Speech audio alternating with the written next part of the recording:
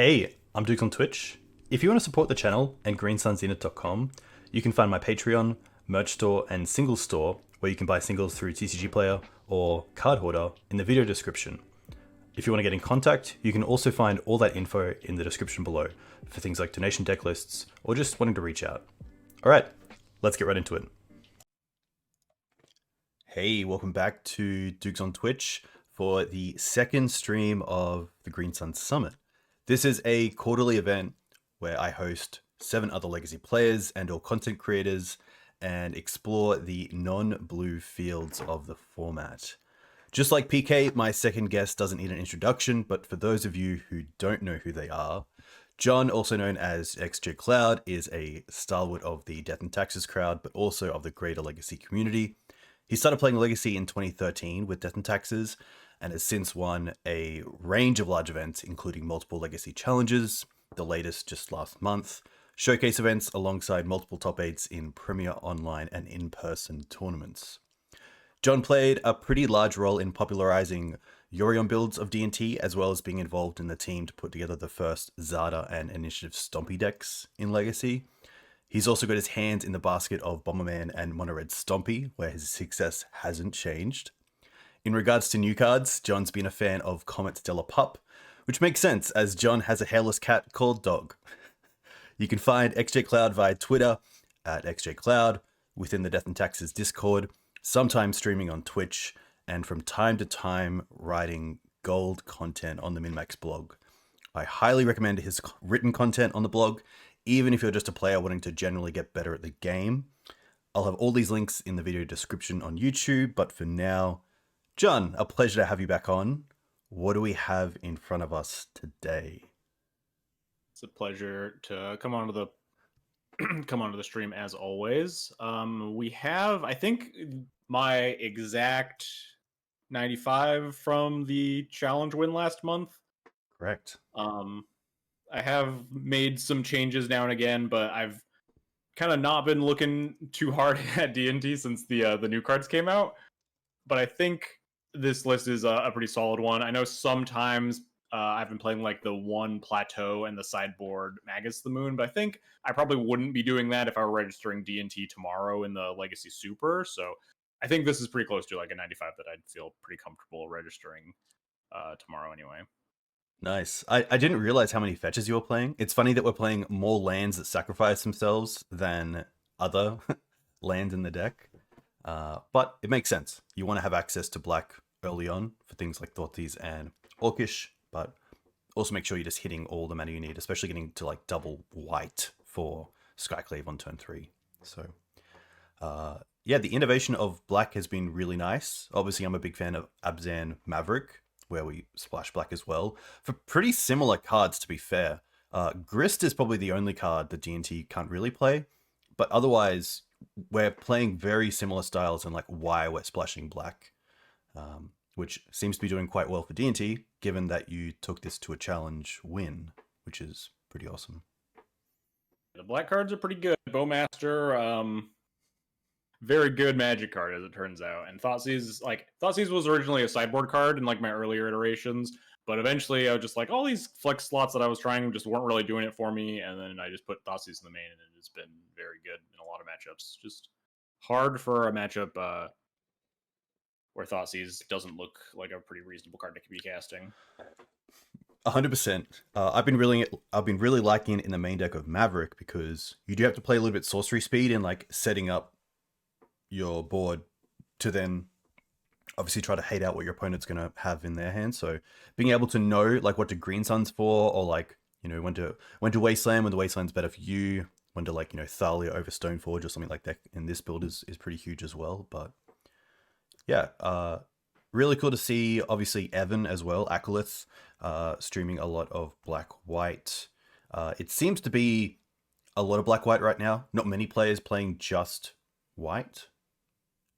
Yeah, a lot of people with the bug when I won the challenge. I think a lot of people were trying it out. I know Evan is a notorious splash hater, but even he picked up the black splash. It has just been like feeling really good. I think obviously not everyone can afford to just buy 4 Scrublands if you're going to play in paper, and I think mono white's probably still fine it's usually I'm usually pretty hard pressed to say like a splash build is like a huge margin better than just a traditional mono white D&T list. But I think cost aside, I think this is definitely the best D&T list right now. Nice. I can hear Dog in the background. Streaming. Should go let her in before she yells some more. Nice. That is cool. Battle of Bywater is a card that I don't think many thought about with Lord of the Rings, but it's really nice to see it here. Obviously, in Death and Taxes, there aren't too many creatures that have above 3 power, so most of the time, this is going to be a one-sided board sweep. Especially really nice against decks like Delver with an online DRC or a Murktide, or some of the Death Shadow lists with things like Grief, Troll, potentially Murktide or Shadow. The Battle of the Bywater seems like a really nice fit in this deck because typically when you think of a sweeper, you think of something very good against D&T, but in this sort of build, it seems like Battle of the Bywater is really nice against some of the other creature decks in the format. Yeah, Battle card that I had my eye on when Lord of the Rings spoilers came out as just this is kind of the Council's Judgment slot of like, oh, this card's like a pretty reasonable removal spell, but it's a little overcosted. But Battle of Bywater has a lot of upsides in the matchups that you mentioned. Like Delver and Death Shadow just like sweeps up any Griefs or Murktides or Shadows or DRCs or Delvers or anything. The difference between like 3 and like a usual white sweeper like this that like would hit 4 power creatures, like Retribution of the Meek is one in my old D&T box, but Nice. the 3 power flashpoint is very big for battle. At the same time, it also can sweep up like a bunch of constructs and like Kappa Cannoneers. Not that card's seeing a ton of play right now, but kind of a versatile anti-Urza Saga plus anti-Delver / Shadow card. Been a big fan of it, especially because Council Judgment's kind of been lacking in a lot of the matchups where you usually want it. Not a lot of non-creature permanents you really want to be targeting right now. Yeah, Judgment's an interesting one because the Dark Depths podcast with Billy Mitchell and Michael Mapson recently did a piece on kind of delving into creatures and the power level of how they've changed over time. And I remember when Council's Judgment was like the big deal. And then obviously things like Fatal Push came out and then Prismatic Ending. And obviously creatures also got better where, Judgment used to be like, obviously with cards like True Name Nemesis, you didn't really have too many answers. So Judgment felt really good there. But yeah, it's interesting to see like Judgment at a 3 mana pretty much hit anything is like just an okay card these days. A lot of threats are a lot cheaper nowadays, so usually you're trading up on your council, trading down. Whatever. You're spending more mana on your answer than they're spending on their threat a lot of the time. Yeah, even something like a Murktide or Troll, they probably use 2 mana, like like cycle it and then reanimate, or just the 2 blue off Murktide. Like, yeah, even for the more expensive in quotation mark creatures, Councils is usually going to be a mana extra, which is pretty tough. Yeah, with the Death of Trim, there's not a lot to like the non-targeting clause. So it's mostly just the versatility of like, oh, you can bring in Council Judgment versus Control because they usually have, you can exile Uros or Planeswalkers or whatever. You can also bring it in versus Delver, so you can at least kill any creature if you needed to, and then you can bring it in versus like the permanent-based combo decks, Omni or whatever, like Mystic Forge or One Ring deck. But yeah, just that the inefficiency just has really kind of started to hurt more as time has gone on. Yeah. Last question is, with D&T, I think players get to know their like general plays, but has Thoughtseize or Orcish Bowmasters kind of changed how the typical D&T like game plan moves out across the turns? A little bit.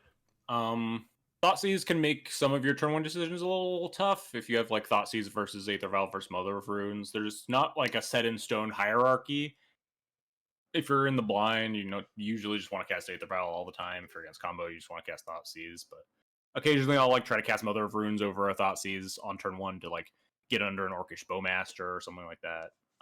But playing around Bowmaster is definitely a play pattern that people should get used to. There's a lot of like, oh, your opponent left open 2 mana and they're a Bowmaster deck. Maybe I shouldn't just like jam my Thalia and say go. I can afford to wait a turn and make them either hold up mana or just flash in their little raise the alarm, and then you can cast your X ones afterwards.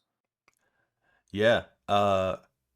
I'm a big fan of Rishon Report, if you don't know. But obviously that card has kind of gone by the wayside, kind of quietly. At least with like from a like someone who isn't too involved with the D&T community, I feel like it just slowly faded away, and I assume that's because it's just about getting the mana right and making sure we have enough colored sources in the deck. If I could play Porden's deck, I probably still would. It's definitely less good than it has been in the past, but mostly it's just about making sure that your mana, you can actually cast your spells. I'm a big fan of respecting my mana base. I'm not out here with the like 2 Cavern of Souls plus the Orzhov Pontiff plus Aether Vials D&T lists. I want to cast my spells, so I definitely try to have a respectable amount of colored sources in all of my decks. Nice. Let's do it. Let's play some D&T. Go to gameplay. You said just before the stream as well, you haven't actually played D&T for a little bit. You've been playing around with other decks. Yeah, I was tweeting about some of them. I've been playing on some Painter with the Soul Cauldron. I've been playing Planeswalker Stompy with Comet, and I've been playing Mono Black Helm with Beseech. Yes, Beseech seems pretty sweet. This was the Planeswalker deck? Yes, I killed. I played a league with Painter, and round 1 was my opponent playing my deck, and they just beat me. I think I saw that screenshot. Yes, yes. Pretty funny. I do want to talk about this Cauldron card at some point as well, but first up we'll be up against Mark. The Streamer Showdown. Nice. So Mark Strassman, known as Strass Daddy, is a Maverick player, typically playing 3-color, being punishing, but also with Urza's Saga. So obviously a very well-respected Maverick player. But on the play here, they're going to have the first bit. Very good against Maverick, I'll say. Yes. Okay.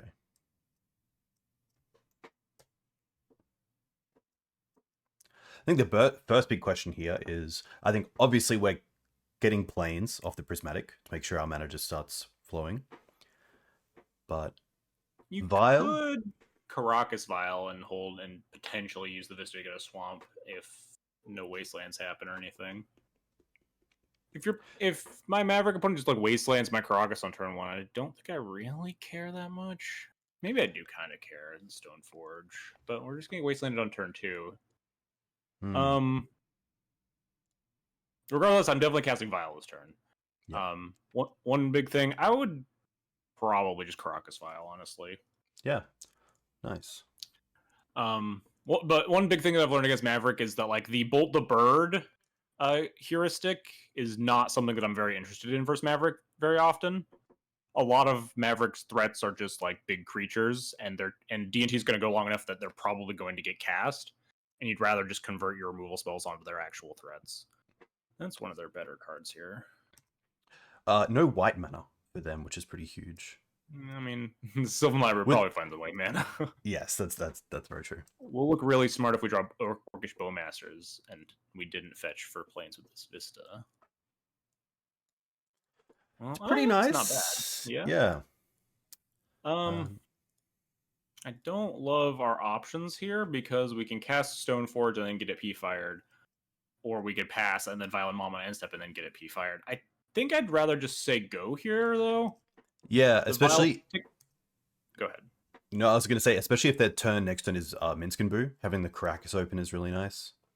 Yeah, there's a couple... Yeah, I like holding up the Plow. I like not having to fetch, so we have like slightly better odds of drawing the third land because we really want to like lure on the Sylvan Library. Our Vial on 2 doesn't have another hit right now, so like this just like uses the Vial a little bit better, I think. Mark has paid here for the library, which is always nice. I always find like replacing the library ASAP is just really strong, but still no white mana. I don't like Liberator was something I was a little scared of, but at least this means our mom gets online if he just kills the Vial, and if he doesn't kill the Vial, then we get to take it up. We could allow the Arbor here. Yeah, that's Protects the mom from punishing fire. The issue is like, what's our plan after that? Rip a land, kill the library, or have mom online and then Stoneforge. We have Kaldra already. I think we kind of need to because this vial's dying. I think we need this mom online. yeah. We have the access to another removal spell and like Recruiter for Solitude if need be. So yeah, I would. We wanted to do that in their second main. Otherwise, they can technically just float the mana. I doubt they will though. Yeah, sorry, I didn't think of the float. I thought they would definitely go for it. Plow the Arbor is what I would have done because this thing is always killing our vial. Of course, yeah, my bad. Yeah, I was yeah, okay. I get what you are. I don't. That probably doesn't matter too much. Denying mana here is nice because we don't want them to like P-Fire, buy back P-Fire, P-Fire again all in the same turn. Okay. Oh, that's awkward. I think we kind of need to do we? What's our Stoneforge gonna get there? I think Stoneforge might have to get there. They're at 16. I think we just want pressure versus the library. Now we fetch planes. Yeah. Our black cards aren't very good here anyway.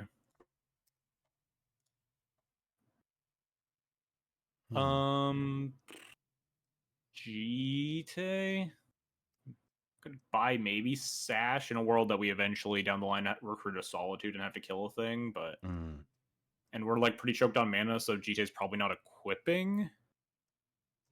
But I think this Loran might be pitchable at some point. I think this library is quickly running out of relevance, or we're just gonna die. I'll probably just get Jitte. Yeah. Liberator's down is nice because we can just try to solo with like Kaldra holding a Jitte or something. Yeah, I'm gonna say that Mark's only out to Kaldra game 1 is gonna be a Haywire Might as a Saga target. We might be able to take care of a Saga with Loran probably.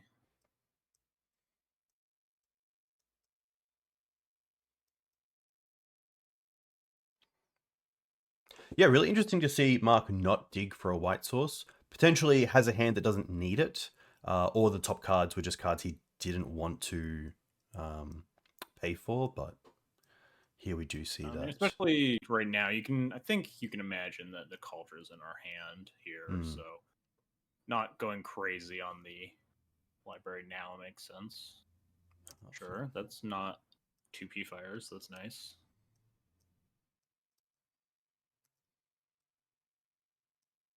Hey Lawrence, hope you're well. Going on here, second main.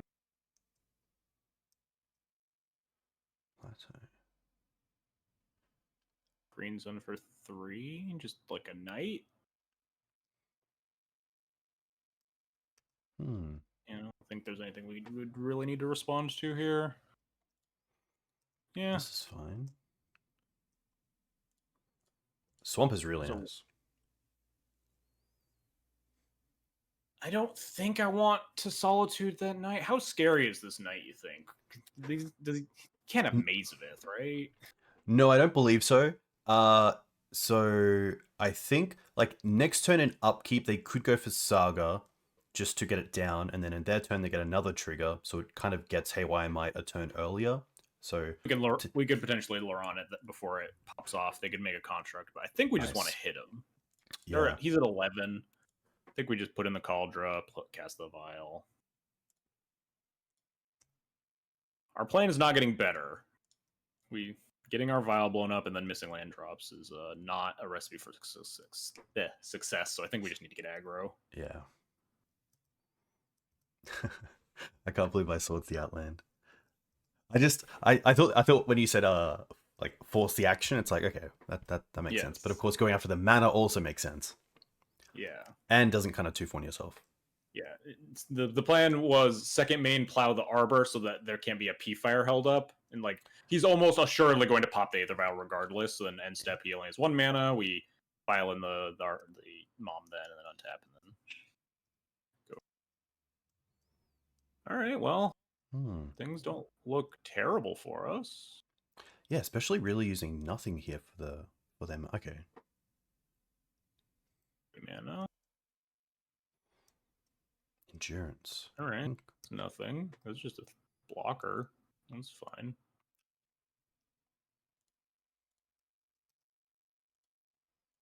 Interesting. Ah, they put the Outland Liberator back. That doesn't really change too much. Because obviously this is indestructible. Get a Wasteland. That's fine. Sure. That's fine. All right. Hit him. Do he have a Shadow Spear in his saga? Yes. Okay. Well, he only has 2 cards in hand, so not the end of the world. All right. Pretty That's a nice top deck. good. Hit him. Yeah. I don't think hit him. See how good block. Yeah. Yeah. Depending on how those block breaks, we will probably plow the knight. Yeah, 2 cards in hand. I think we plow the knight.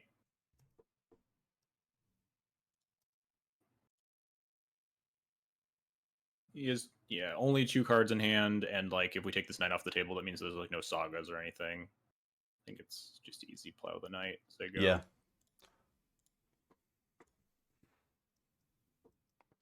It is really nice just to get rid of it.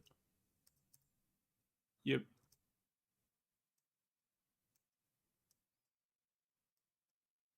Another endurance. Get endurance. Okay. Sure. All right. These are just 3/4s.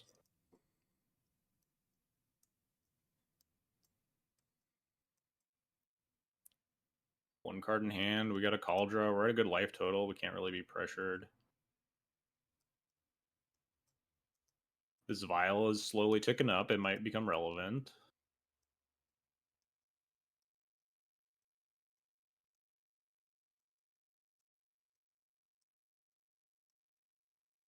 Are fresh cards because he knighted last turn. So Correct. All these cards are new.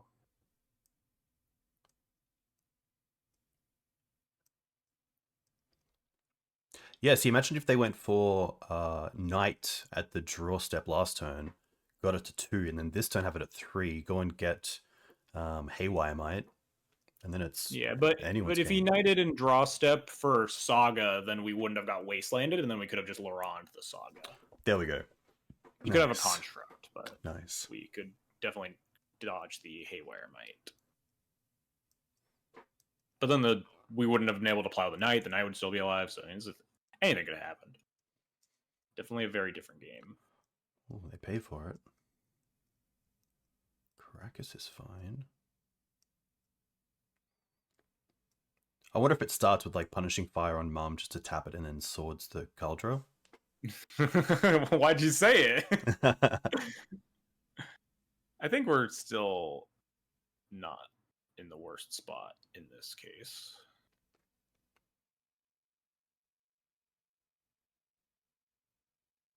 There it is. Yep. Right? This is fine. Yeah, especially if they don't. Vial coming up. Totally fine. Yeah, pro red. No cards in hand. Well, I mean, a P-Fire. They probably just P-Fire the Stoneforge right now. Yeah, I would assume so. Don't really have another time to get rid of it. Going to pray that we draw land. So we can just cast Recruiter, go get Flickerwisp, so we can Flickerwisp our Kaldra. Yeah. If we drew a land, I would just lure on the Sylvan Library. Has he shuffled? They did buy a card. He bought a card and then... So we could just lure on the Sylvan and then next turn recruit Flickerwisp, say go. It's a little awkward that we're just going to kind of get obliterated by this P-Fire, but I think our plan is just to go all in on this Kaldra killing them, so it might be worth it to take this library offline. Yeah. Since Recruiter Flickerwisp is going to has to happen next turn anyway, unless we wanted to recruit a 2, but there's no 2s we're getting. We're just trying to Flickerwisp the Kaldra. So yeah. I think pop library is fine when he is effectively hellbent. Just a bunch of P-firing. Luckily, Mom's a tricky one to P-fire. He has to P-fire it on our turn and then untap and then P-fire it again. So yeah. 3 mana. Play legendary red-white spell. We didn't commented. Minsk? I guess it could just be Minsk, yeah. It could be. Oh my god, it Oh, is. we are getting commented. Sure. Is this one where we? I guess we. I mean, you just let the activation happen first. Yes. See what it rolls. It'd be really awkward if this thing rolls a 2 squirrels.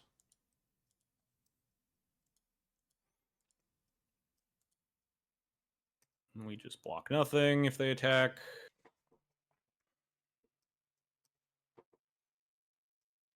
Nice. We're good. We tick up. We cast Recruiter, grab Wisp, say go, probably. Unless something really weird happens. Do we need to kill this Comet? I don't think we do. I think we just lose this game if we just recruit Skyclave and Skyclave the Comet, because we're just going to get ground out by this Punishing Fire. Yes. Yeah. I think the recruiter line is perfect. So I think we just need to recruit Flickerwisp, say go, Flickerwisp the Kaldra at some point. We can even Jitte it up next turn.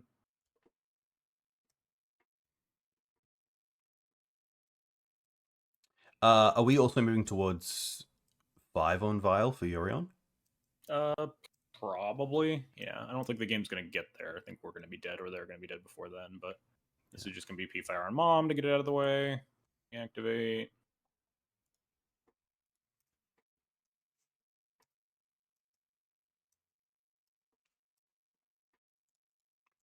It's also a really healthy life total.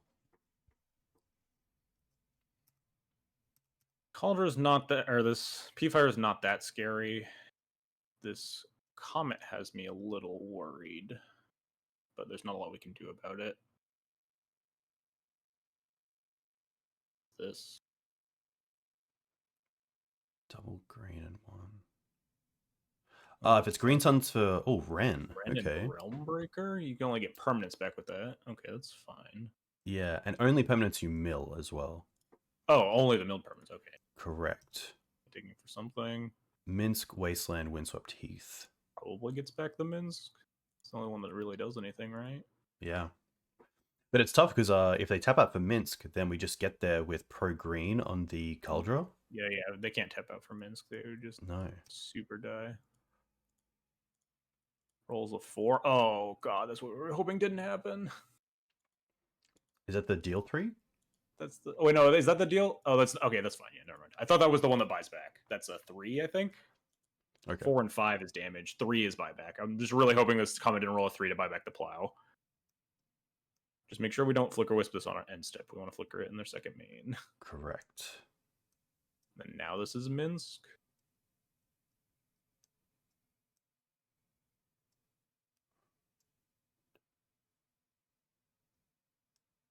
Okay.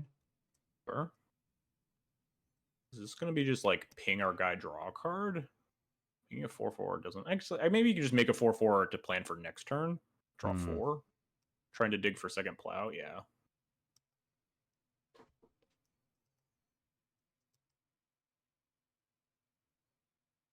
Can we? There's no world that we can close to like flickering the recruiter, grabbing another wisp, and attacking and killing them. Yeah. But if we top deck something, we might be in a decent spot. But yeah, I think we just need to flicker the Kaldra. And I would fetch. Would you diversify and put the Jitte on the Wisp?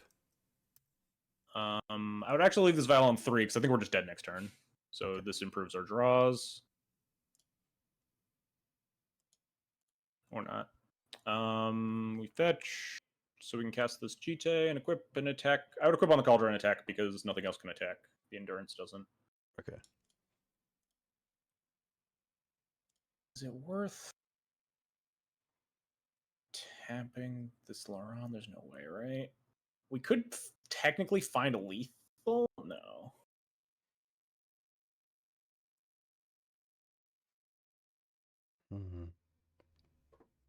I think we just die to the Comet rolling high. I think we just equip to the Kaldra attack. I guess we could attack the Mins? Is that insane? That might be insane.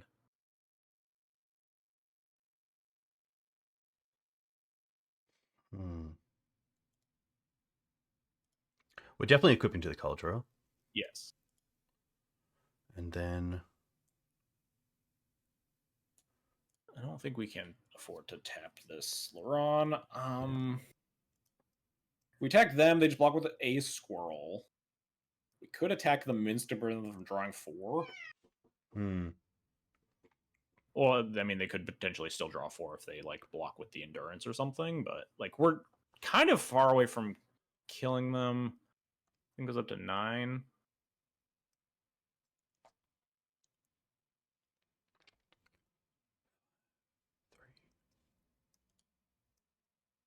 I don't want to take too long on this decision. Is the thing. I don't know. You take the wheel. Yeah, I I don't. Know don't. what the right play is. It's tough. I don't mind the Wisp going at Minsk, Don't, which puts it down to 1. no, it just gets blocked by endurance. Don't attack with the wisp. Ah, of course.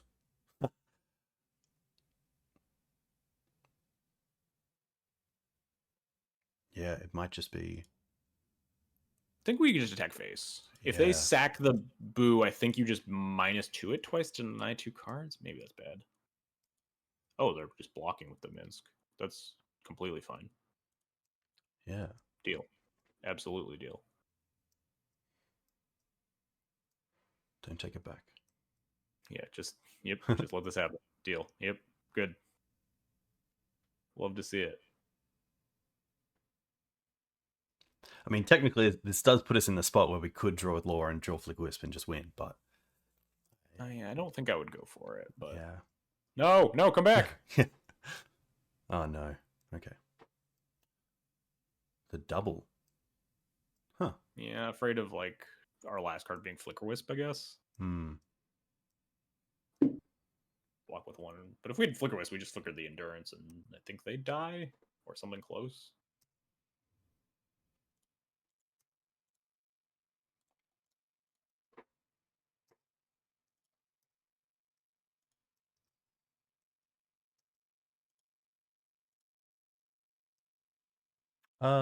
Is this better as an unknown, or would you just play it? I don't think we have anything to hide, so I think Yeah. we can just we'd probably just play it. There's a potential, and we like draw. I don't. Maybe we're supposed to tap this Loran. I don't know. I'm just tough turn. Hmm. 2, So if they 4, start 6. with Minsk minus, I think we -2/-2 the boo. So they draw 2 less cards. Just trying to deny. Okay, sure, that's fine. Oh, that's less Rolled a fine. 6. They rolled a 6, which means they get 2 rolls now. That's 5. We're dead. Is 5 the one where they buy back a card, or is that still shoot? No, that's still shoot. Fuck. I never know what this card does. Yes. I've played it like for 10 matches, and I still don't know all the numbers. 3 is the number we don't want to see. They are currently dealing 6 damage to something. Flickerwisp. Sure. Understandable. All right, that's fine. All right, Comet Nightmare is over.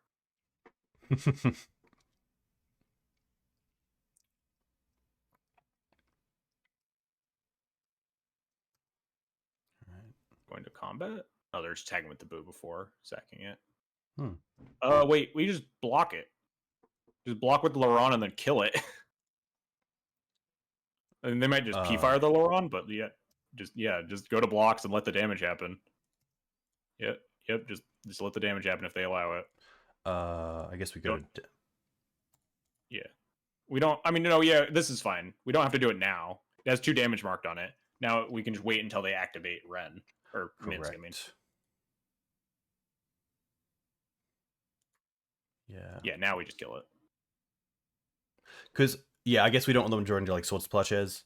Yes. My thought was, like, pumping and attacking, but I think they could block in a way that does that anyway. We really don't want them to draw cards.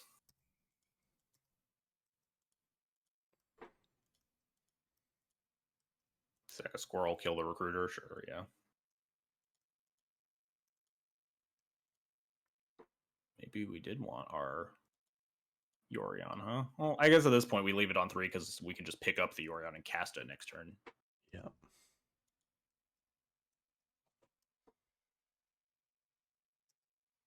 Alright, we know the last card is P-Fire, sure.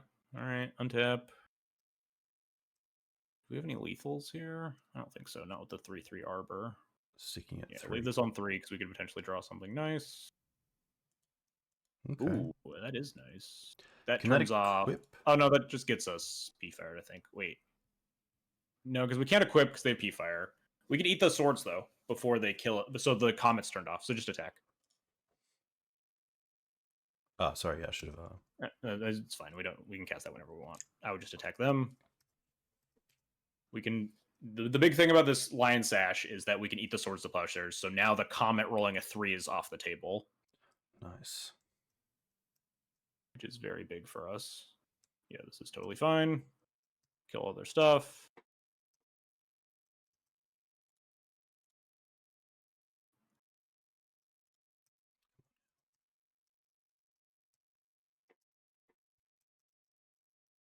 No need to ping anything.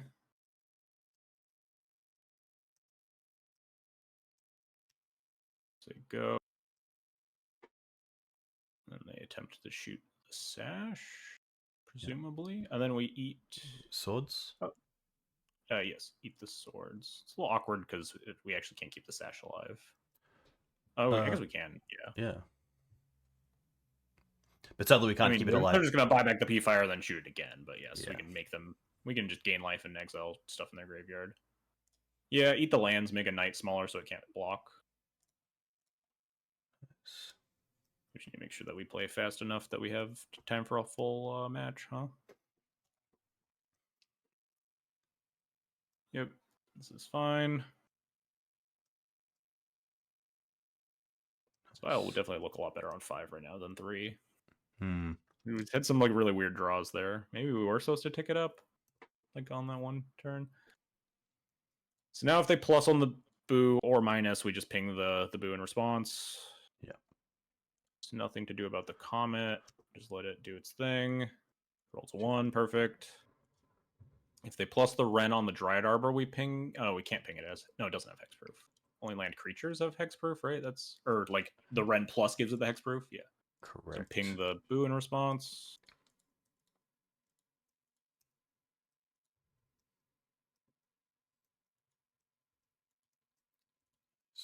And then they're doing that instead. Smart. Yeah, we can't do anything about that. That makes sense. 8. We have 7. What? Is this just I'm dead or I? No, the last card is okay. Never mind. Yeah, I was gonna say, wait, what? Okay, yeah, that attack's free. It's got vigilance, sure. All right. I think Vial. 1, 2, 3. It doesn't really matter. We might as well keep it at 3 if we're gonna just buy the Orion this turn, most likely. If we can draw a Flickerwisp, they might die. Something. Ooh. Well, we might as well attack first and see what happens. Yes.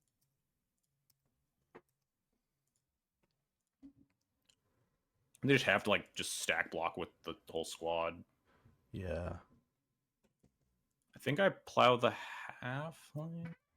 Everything's gonna 3, 4, 5, 6. I guess if we Solitude something, it's just negating it anyway because they gained a life. But we don't get to kill everything here. I guess we could just leave the halfling alive. Does that matter? We probably want to just cut them off of mana. Do we want to pump to a 7/7? 3, 4, 5, 6, 7. That kills everything. I would think I would Solitude the halfling and keep counters. They don't all go because you have to deal lethal damage. Doesn't have death touch. Yes. Right now, it would leave the squirrels alive. I think I would Solitude the halfling, kill everything, keep the counter, so you can just kill squirrels or boo tokens. Keep all the. Yeah. So like that. Yes. And then. I guess Solitude the halfling now doesn't matter but we want to cut them off of mana, I think. But this also lets it get P-Fired. I don't know. We're taking game actions. We got 11 minutes and potentially 2 more games to play. Taking game actions. I'm pinging this Dryad Arbor. And then I'm saying go.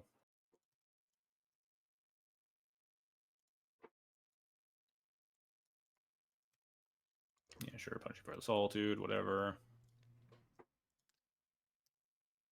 Buy back, sure. You can see how hard it is for Maverick to deal with Kaldra. Yes. Yeah, I think I'm pinging the Dried Arbor. That gives us 2 pings, one for the Boo, and then we have lethal through a 3/3 Ren thing. Yes. Although we don't have lethal through Comet. Comet needs to roll a 4 or 5. Nice. Rolls a 4. That's just going to deal us 8 damage, which is a lot, but... now they're milling. Please don't mill. Oh, Fuck. double All right, swords. No, but it's isn't it non-creature? Oh, it only gets permanence. Yes. Yeah, it's permanence. Dead. Kill the Boo. Kill the Boo. Sorry, that's my bad. That's all good. We'll draw into Karakas and... Oh, they're attacking with it? Okay. Deal. Maybe committing honorable death, or they just top deck Swords to Plowshares and we're like dead regardless. They wouldn't have milled with the Ren though. All right, leave it at 3 again as we continue to draw like 5 drops, and all right, we can finally add Yorion to our hand if they're not dead.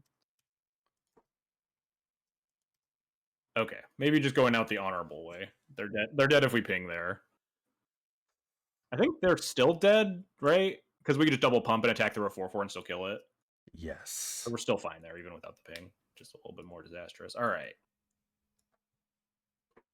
Yeah, that looks good. Pretty easy in it.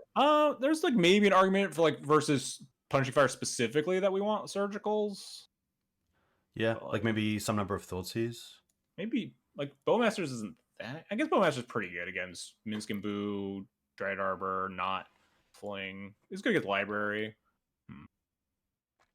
Loran is good against Saga. I mean, at least let's take this minute to decompress. Yeah. I do like the Bowmaster creates multiple bodies, especially in a build with equipment. And if they want to spend time one Kaldra. punishing Lost fire, to 2 Kaldras, in fairness. We had to flicker our Kaldra, get it back. Huh.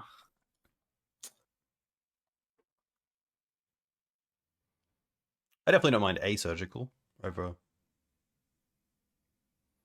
maybe a Thoughtseize. I think I like Thoughtseize versus the deck that just like slams all these haymakers, right? Like the Kazminsk and Boo Comet, like all these like giant scary things. I think I just want to Thoughtseize them.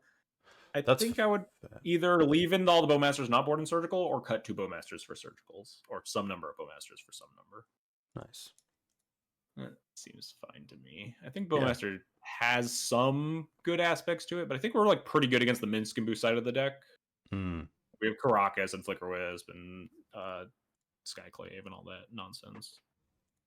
All right, 10 minutes. Hand's not great, but it's keepable probably. Yeah, especially just like mana's online, and we have some pretty good plays. Yeah, good mana. Lion Sash can be nice if they go like T2, turn 2 P-Fire the mom, and they don't have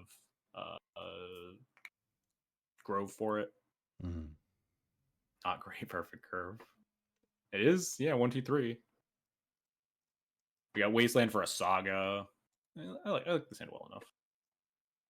I think if we draw a Thoughtseize, I would rather Thoughtseize them, but...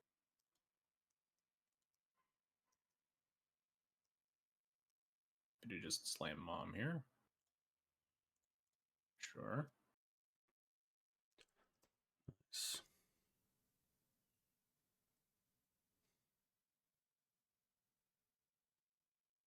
Probably plateau. The end of the world if we get P-fired. Nice, no P-fire.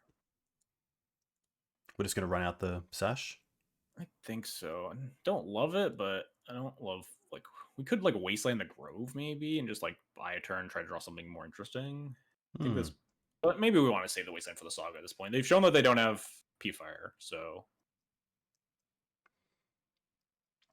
Yeah, that's a great point. I think they wouldn't swords if they obviously would hold the swords as long as possible. When they forwarded like 2 full mana. They would have just P-fired the mom and then bought back the P-fire with the Grove if they had it. We're well set up to Skyclave, the big scary thing that they cast here. Like that one. Fine. Minus? No. Oh, they got to protect their thing. Unfortunately, we can't Wasteland that out of the way. It has hexproof. That's annoying. But yeah, that's pretty I'm good. just gonna... Probably happy to play the Scrub. Yeah, we don't have a lot of black cards. And the Wasteland's probably a higher priority to protect.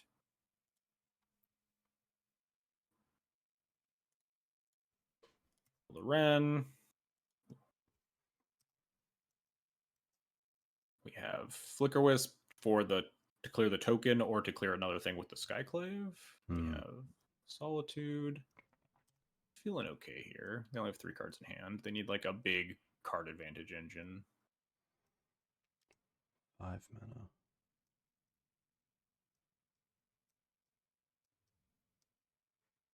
Three mana. Green Sun for 2. 2. It looks like paying an X cost. Yeah. What do you get here for 2 mana? Liberator. Okay. Just really want that Lion Sash gone, I guess.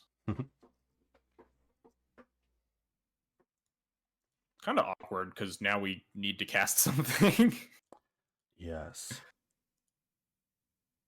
Yeah, it's kind of really obnoxious here specifically that we missed on like a reasonable card to cast. Are we happy just to attack with the Skyclave? See if they want to trade. Yeah.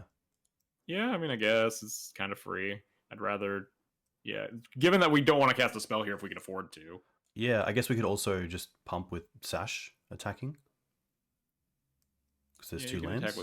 You could attack with both. I don't think they're going to block. I think they're just going to block the Skyclave and kill the Sash. But then I guess that means that we don't have to cast a spell, right? If we induce them to... Oh. Well, yeah, we have to eat one thing, but leave up 3 mana because we need to cast a spell, or else this Outland Liberator is just going to flip, right? Correct. Yes. So we just have to wisp for no value, which is like kind of rancid. I guess we can play the Wasteland and wisp that. Yeah. The Outland Liberator is like weirdly obnoxious. It feels like a very odd choice for them, but it is like really driving us up a wall here. It's like have to cast a no value wisp just to let it not flip. Are you gonna kill the Sash? Why did they tutor this? What was their plan? My only thought in keeping the Wasteland here is for Saga. Yeah, I'm not super interested in activating this Wasteland unless our opponent puts a P-Fire on the stack. Yes. Or plays an Urza Saga. Definitely want to keep it in play if at all possible because I want to cast the Solitude. Okay. Oh, well, now we Wasteland. So we don't want our entire board P-Fired.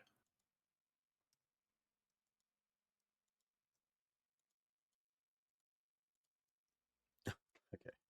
Well, we're getting our entire board P-Fired. We might be dead now. Unless we can draw a Surgical Extraction. Even then, we're just going to be so far behind now. Don't have a interesting to use. spellcast. Maybe they don't have another... Yeah. Do they have a Tega? Oh. Well, I mean, it would be a lot nicer with a Sash in our deck. Yes. Stoneforge, Jitte. Say go. Stoneforge cast Jitte. There's a world where they don't... I don't think it's a very likely world, but there's a world where they don't kill our Stoneforge. And then we can try to culture them again. Probably should have gone for black, but... Especially with Lash gone. Okay, they didn't use it.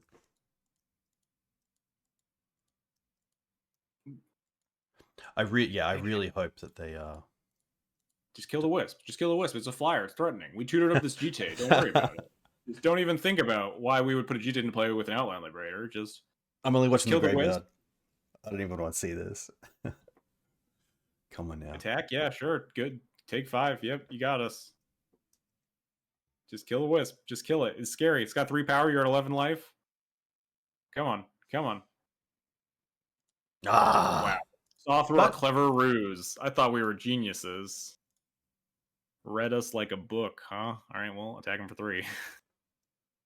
We can't equip because they... we'd rather just cast the Solitude anyway. They gain life and can buy back the P-Fire, which is like kind of obnoxious. Do we just buy Yorion? Maybe we're supposed to equip force the Outland Liberator to its sack. Yeah, okay. Never mind. I fucked this turn up. We're supposed to equip force the sack. Yes, because now beginning of combat we need to. And then pick up Yorion. Not that it really matters. Yeah. Now we're gonna get wastelanded. Everything's bad.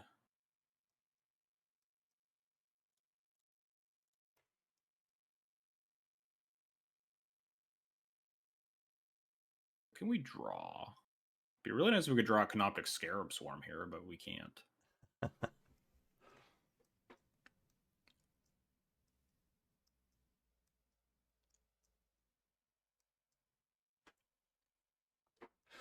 I mean, they are at 8. Like, the Punishing Fire is obviously there, but like Surgical off the top would be pretty cool.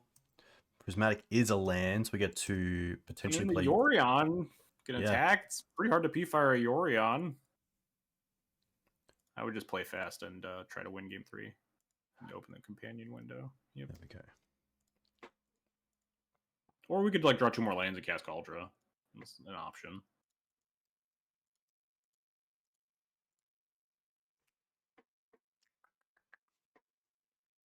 Oh no, spells. We can't beat those. Well, that's not a... Yeah, it's not a flyer.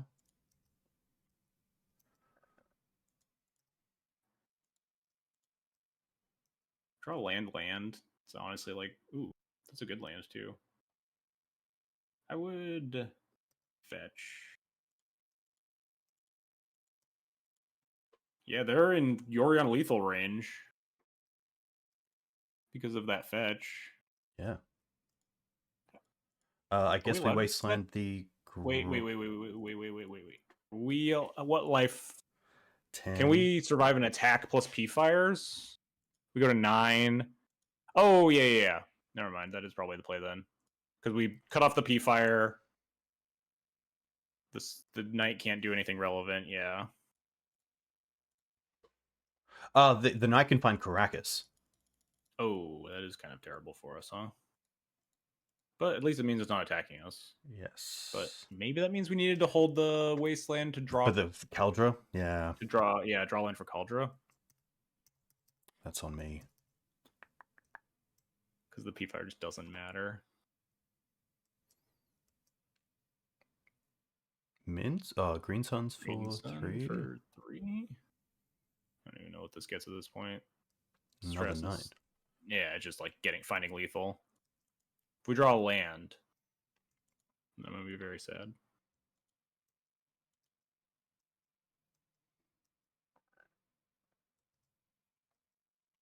Don't find a land. Okay. No, we were dead. It's fine. We never had it. Probably just running this back. The only thing I think about with time is like Orcish cutting down their mana early on. But yeah, Bowmasters gets a little bit more interesting on the play because it hits like specifically Dryad Arbor. But I mean, you saw how badly we got bodied like both games by Punching Fire. I think we just like need more answers in our deck. I think it's fine to just run it like this. Yeah. We have time. We had what, like 6-7 minutes left? Yeah. Probably. Real G. We 6 minutes. Yeah, that's fine. That's fine. We got this. What? Arion, no. Oh my gosh. We're definitely keeping this. Did I just click on it and then click on it again? Yes. Okay. Hopefully we don't need Yori on this game. Mom, go. We're just getting the little things out of the way first. Come on, Green Sun for Dryad Arbor. Green Sun for Dryad Arbor. Wow, oh this is the game. They Green Sun game 1 and 2. And this game they have Halfling. Okay. Probably happy here just to play the Vial and then hold up. Vial, yeah.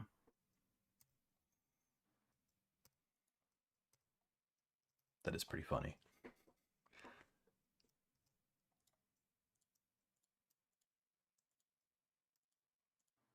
Okay. Oh, all right, deal. We have a good plan for that. Oh my gosh. All right, well, these bowmen are going face and at least turning off the library. Ooh, okay. We get to Thoughtseize them too. Deal. So we get Scrub. Yep, Scrub's fine. Thoughtseize you. Mints. Mints we don't care about because the Orcish, but well, we have to cast this Orcish proactively is the issue, right? I think it is the Minsk. Yeah, I think so too. And then probably Marsh just because we can get Swamp.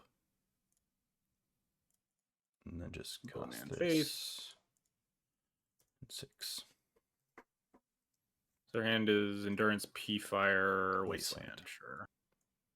Next turn we can just, if we get Wastelanded, we can just add, oh, never mind, we can't add Yorion. I was gonna say play land, add Yorion, Violent Bowmaster, but we're not allowed to do that. We can't attack because they have Endurance up here.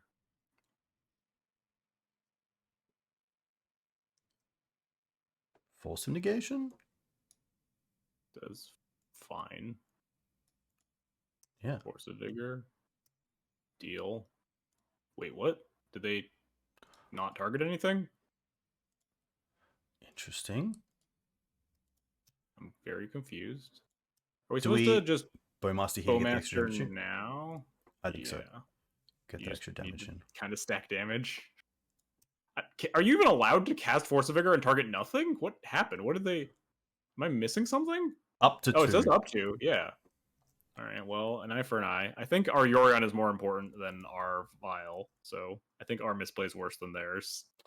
Yes. The issue is now we just can't attack.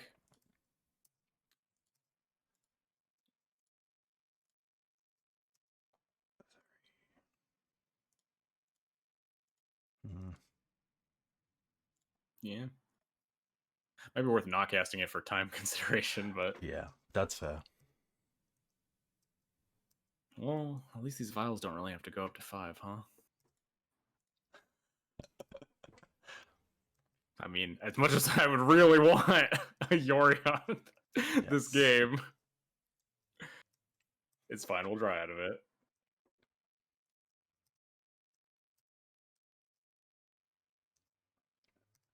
Probably just keeping this one at 3, to be fair. Yeah, So until the other one gets to 3. So this one always... Yeah, just auto yield. You don't have to... Don't always know, right? Oh, you're leaving that one on 3 forever? Click yeah. Yes. Okay, that's fine, I guess. That's one way to do it. Never mind. Can you undo the always no? Because now that vial's going up. Can you, like, reset all yields or something? Does that work? The right click on nothing, turn off auto yields? Does that reset it? I don't know. Maybe would the trigger go on the stack? Yeah. And tap. And then surgical it, I guess. Surgical it now? I guess we can surgical it draw step so we get more hand info. You're going to sword to them. Yeah. I don't think there's any punish for waiting, but sure. We could pay 2 life for that. Yeah. Sorry. Come on, man. Rip that. Rip that. Rip that.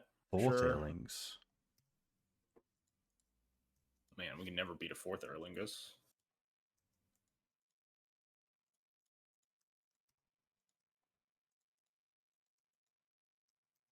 Yeah, they got a Fiery Justice in there too.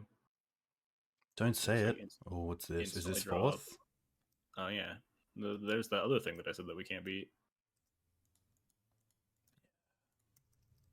Depends on how they attack, I guess. So we just get, like, free pings and stuff? Wait. 1, 2, 3, 4, 5, 7. They're not dead, but... Could just block one, and then we could double ping another one. Because we're not damage racing. Yeah. If only we were at 9 life instead of 7. Oh my gosh. Sorry. Sorry. That's... Yeah, this game is... I apologize. Chat, I apologize. Oh, you have to put them on the stack first. And then right-click one of them, and then don't always... Yeah, well, no, because the other one's already... Oh, never mind. We did get rid of it, I guess. Okay. I guess we can kill the library. Oh, and it combos with our Bowmasters. Yeah, that's kind of cool. Alright, attack with nothing. We still might be okay. Maybe not. If they just like attack all, we just need to block with the Loran.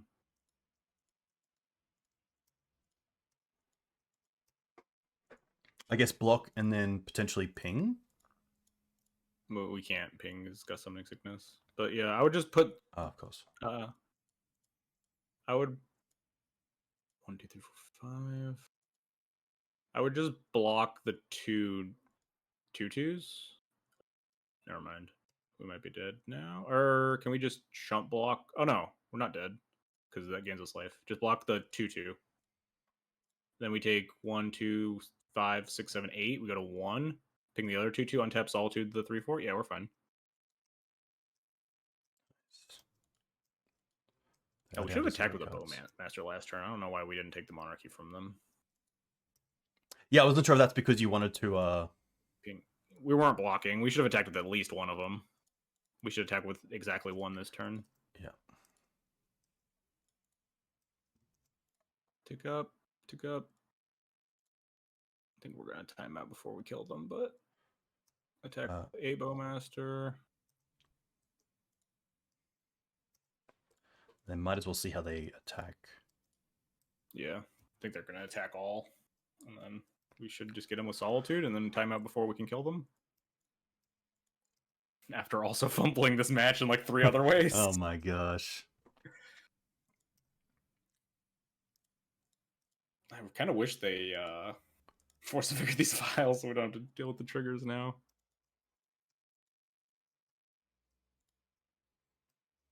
Activate Vial. Yeah, Solitude, the Endurance. I would just block. Eat the 2 halflings. And I let this through? Yeah. We gain 3 after the Solitude. Oh, they get Monarch. Whoops. Never mind. Well, we just ping it with Monarch. Yeah. Not the end of the world.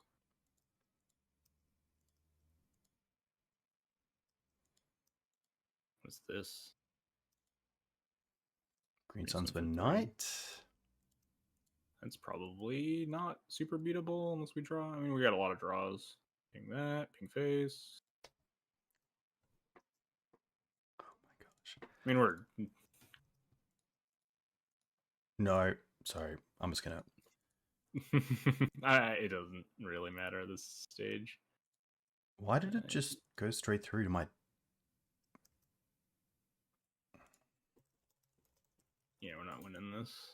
I think we win this. Okay, that's okay. Force of Vigor is our classic files on 6 and 4, playing around our Sun Titan. Ping him. Look, if we get...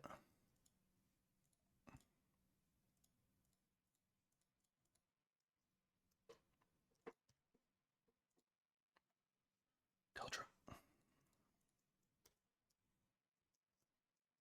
I applaud you trying your best, but I don't think it's in the cards with our 10 seconds left on the clock. We'll see.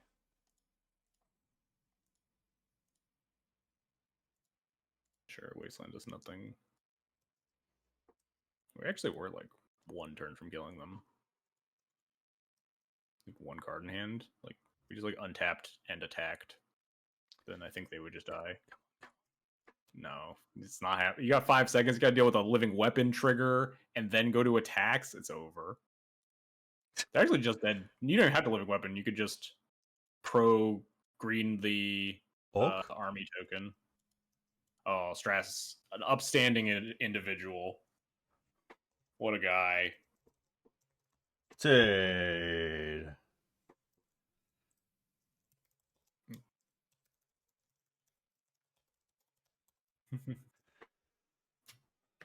What a guy. I mean, Strass, I'm sure, gets it. Of all the people that like, oh, we had a super long grindy game, and also like he knows you're co-streaming, and like that's gonna burn more of the clock and stuff.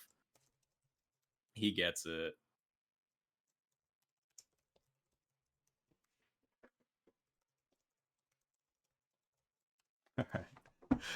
All right. Look, we got the jitters out of the way. A messy game 3 there. I think if we had any number of things and we could have like reasonably won the game of like having Yorion or not fumbling a few of the triggers, or just having like 10 more seconds on the clock. Any one of those three things, and it's probably still just a normal win. Yes. But yeah, Loran says maybe I'm gonna get some water. I'll be back. A quick breath. You can talk to chat. I'll hang out with chat. Yeah, co-streaming is just so hard, especially like Maverick versus D&T is just gonna be like a really grindy one. We had that like really long game one where we had to like figure out some really complicated lines. It definitely happens, and then just a comedy of cascading errors there of like not reveal Yorion when in a game that happened to really matter, and missing a couple of the triggers. And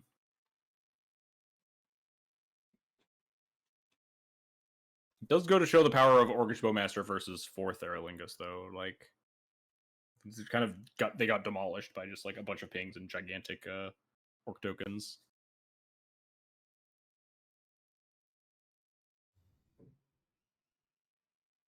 Actual questions: are we sure red white taxes shouldn't play 4th? I haven't really thought about red white taxes, Patrick. I just don't think I like. Power Blast has maybe been at its worst in Legacy that it's been in for like months, so I probably just wouldn't play red white taxes. Maybe if you are playing red white taxes for whatever reason, then you should play a 4th. I'm back. Thankfully, I don't have the like lag MTGO issue that people talk about, which is a good thing. Look at that, back in and on the play, boom, with a great hand, showing Yorion, revealing. We did it this time. Great hand. Yeah, a classic D&T. If the swamp was a plains, it would look like a 2015 D&T hand. Only goes to 6. Probably just swamp, Aether Vial. Yeah, and then... Oh, they're mulliganing a bunch. That always scares me. Means that we're just gonna die on turn 1. But, I mean, we can't do anything about it. Look, maybe sometimes when they mulligan to 5, it means they have to kill you on turn 2 instead, and then we can cast a Thalia. There's a chance. Yeah, we got this. Hey, John, come on. So this is one of those cases where I was like in the blind, like you almost always cast Vial over Thoughtseize. I think if my opponent mulligans to 5, I would cast Thoughtseize. Yes. I think in the blind on a 6 or 7, I would cast Vial. Any number lower, I would cast Thoughtseize. Just don't play Lotus Petal. It's the one card I don't want to see here. Just like land go. Oh, nice. We can beat a Seat of the Synod deck mulling to 5. Especially with Karakas for Emery. Boom. Nice. This is a mull to 5 we can beat. Oh, they see the Karakas as well. Just to confirm as well, are there any stops you'd want other than main phase? Sometimes damage. I usually have my opponent's upkeep and draw step, but like I don't think it matters. Ooh, and we get a Thoughteize. We're gonna Thoughteize first because we don't want to Karakas and then like they just force pitching Emery potentially. Yeah, I guess. And there it is. Oh yeah. Oh. This Chalice of Wood doesn't really do anything, so I guess we just take the force. They get like Chalice in 1, but doesn't matter. I have my opponent's upkeep and draw, but it matters a lot less without Rashad and Port. It's just whatever stops you're most comfortable with is probably fine. The end step stops are usually the big ones.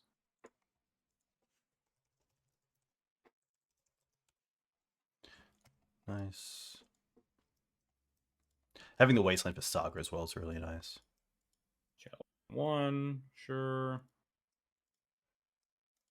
So we know their hand is Emery Odawara.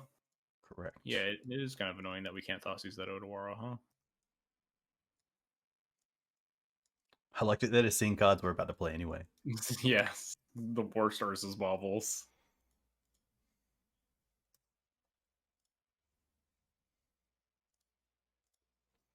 This seems like a Kaldra game. Just getting that online ASAP. Would probably kind of cool. I think I would end up casting one of my 2s here. Probably cast the Thalia as I go. Yep. Like if they drew force, we really don't care. Is there any thought on attacking with Mum? Yeah, it's game 1. So they don't have like Dismember or anything. Yeah. And I guess like Otawara is colorless, of course, as well. So It's colorless, so it doesn't matter. I imagine our germ is just gonna end up getting Otawara, but we'll get you to Yorion by then anyway, so not the end of the world. We could have killed Aether Vial and Thalia to play on force, but we just don't care if Thalia gets forced, and we'd rather save the Wasteland for a Saga. So Thalia is like not. It's fine if the Thalia resolves, but if the Thalia gets forced, it will be the end of the world either. Honestly, even like Wasteland on Ancient Tomb takes him so far off Otawara. That might actually be tempting now that we're shifting into that phase of the game. Just like a Saga that'd be so far behind at this point. Yeah. We could also just Skyclave the Lotus Petal. Yeah, okay. Oh, they're done. They're off it. Nice. Is this a battle or not? Because I feel like other than Constructs and Kappa, everything's pretty low. I think it's a battle matchup. Constructs and Kappa Canyon are like their scariest cards. Cool. Council's always a nice draw as well. I don't think we need any graveyard hate, just because Karakas interacts with Emery so well that they hardly ever use their graveyard. I agree. I think we want to cut all our moms, so we can hem and haw over which is like the next best card to bring in, either Opposition Agent or Deafening Silence. I'm not super keen on either of them. Deafening Silence on the play versus 8 cast can be like pretty decent. Opposition Agent's pretty bad, but like it can hit Sagas. Yeah. And the tutor off the Saga is really annoying oftentimes. Like both Shadow Spear and Aether Spellbomb are just like, and Pithing Needle are all kind of annoying. So it's like not the worst to have Opposition Agent in your deck versus it. And if we get to game 3, there's maybe a chance we reconsider like Deafening Silence on the play. Borden Fairy is a flyer. Fairy's a flyer. You can cast it, yeah. Good old Windrake. One tap, boom. Honestly, a pretty great hand. Hand's great. Yeah. The only thing I don't like about this hand is that we don't have an answer for like an early Emery or something, but I mean, we can't win them all. We have answers for Saga and we have Aether Vial, so This has to be an Emery start. maybe it's a Chalice. Well, I don't want it to be a Chalice. Never mind, I take it back. Ooh, it's the nothing start deal. Wow. Oh, and look at that. Answer for an Emery or a Psy. Just fetch a Scrub. Yep, there's no mana punishing.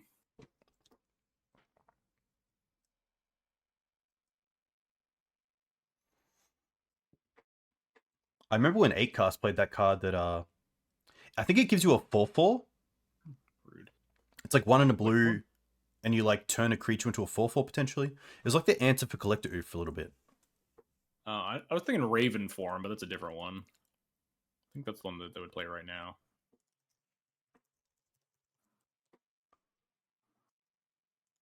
That's pretty cool. We're probably just holding up the 4 cards in hand, huh? They haven't cast a thing yet. Kind of want to Thoughtseize them. Most of their draw is like baubles and stuff that you can hit anyway. I don't want to see what's going on over there. They kept a really suspicious hand. Yeah. I think we probably end up casting this other Aether Vial too. There's a world that we like Flickerwisp the Needle or something. Yeah. They have a Bowmaster of their own. They can cast a Thought Cast, not a Thought Monitor, so take the Thought Cast. Nice. And then we'll have just cast the other vial. Might as well. It's not doing anything in our hand. And then we'll have Bowmaster up before they can get to Thought Monitor. And we can just hold up our Bowmaster as long as they hold up theirs.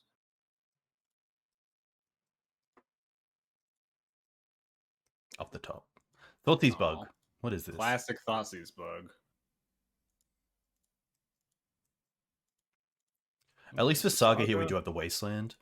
Yep. And so a little awkward because we're actually pretty choked on mana. We need to draw land to. I think we have to rip the Wasteland regardless, but then we. Huh? Oh man, I really want to cast our Bowmaster and upkeep now. Yeah. The Cracking Bauble, but no, we just need to Wasteland it. Hitting 1 draw is not worth it. Yeah. We just need to draw land pretty badly. Land.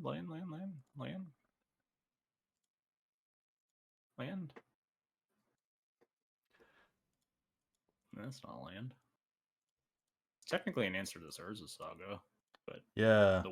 the window of casting our Bowmaster is over, so I think I'm just wastelanding here. They're still a little ways away from casting their Thought Monitor. I guess we could give them a construct and Solitude it and just... But no, our Bowmaster's not good because they have a Bowmaster to kill ours. So I think... I guess if we cast Bowmaster and they tap out, that is one less construct they get. If we cast Bowmaster and then they Bowmaster... Yeah, because they don't have to Bowmaster our Bowmaster unless they're going to draw a card. Correct. We could say... Oh... There's a pretty high upside of drawing into a land next turn with Flickerwisp on Needle, potentially. Maybe not. Unless we draw into a... No. I think we just need to wasteland the Saga and hope that we draw better than them. Yeah. And by that, I mean we just draw any land.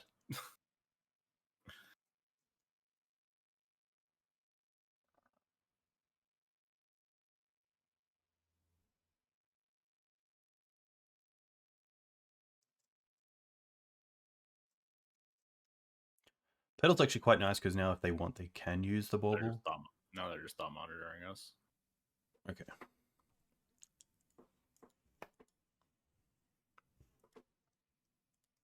I guess potentially if we knew that, we could Bowmaster in response. They wouldn't have a blue card, and then we could kill the Thought Monitor. But yeah, I mean, yeah, there's no way to know that their one unknown and top card of their library were both Lotus Petal. Yeah. And they could have just sacked both Lotus Petals to kill our Bowmaster in response, and we wouldn't get pings anyway. Yes, correct. We just want to draw running lands for the rest of the game here, and we have a chance. If we miss, I think we just die. Well, it's a good draw, but... It's a good draw if we get there. We can kill this fucking Needle. Lands? Anybody? Lands? That's probably worth Solitude that immediately. Yeah. Probably pitching the priority. Battle? Pitching the battle. Oh, jeez. Opponent is kind of annihilating us.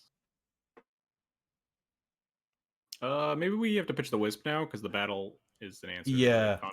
But we're just dead, I think. Unless we draw like Wasteland for the Saga anyway. Yeah, I was gonna say my only thought was potentially that Flickerwisp on the Needle gives us access to Loran, which deals pretty well. I guess if we draw exactly land into land, we could Wisp the... No, then we just cast the Lure. Well, they have Force. I don't know. A lot of things need to go right. We don't have a great plan.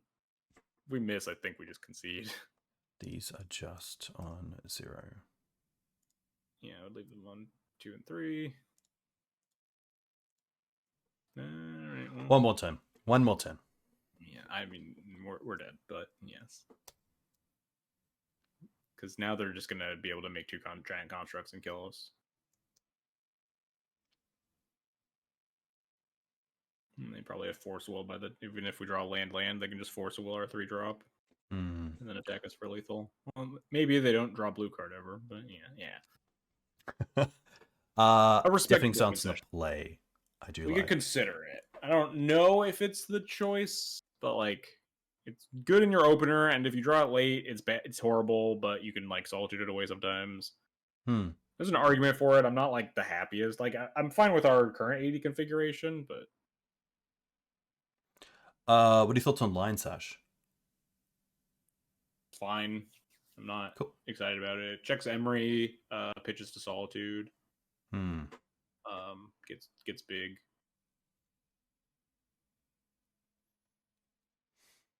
I think I would start cutting Thalias before Sash. Thalia's like fine, but a little slow. You could. This configuration isn't horrible. Especially, we saw Bowmaster, so that does kind of change my stance on X1s. Could maybe even shave another Thalia for the Oppo agent, but his hand's mopey, but it's good enough. Thoughtseize. We just really. I'm not gonna say the card that I don't want to see. Because then they're As a saga. Hey, don't say it. Don't say it. We're gonna Thoughtseize them, and their hand's gonna be Saga. It's gonna be double Saga Ancient Tomb. Yeah, double Saga Ancient Tomb. It's over. We're dead. It's over before it even begun.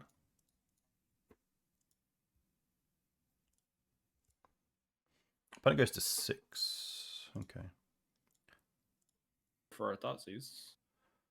Come on now. Yes. Oh, interesting. Deal. Okay. We have Karakas. Their hand is horrible against Karakas. Yeah, I guess here we just take the Dismember. Like, they're pretty far from the Rebuke. Yeah, none of their other cards really do anything. I think the Dismember's scary. The Rebuke's maybe slightly more annoying than the Dismember, but they have to... Yeah, I don't know. It's a toss-up between those two. It's harder to hold up the Rebuke, I think. Maybe by a little bit. What is this card? Good with Lotus Petals and Baubles, I guess? Trample, as long as you controls the Planeswalker. Okay, so the first line doesn't matter. Yeah. Yeah. Interesting. Yeah, just cast the Emery set. Yes. Yes.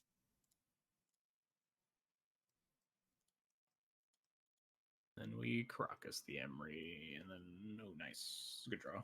Yeah, that's a really nice draw. Just to keep things going. Yeah, and we know about the Rebuke, so it's easier to play around. It's gonna be a little slow for them. Sure, and we just Karakas that too. Yeah.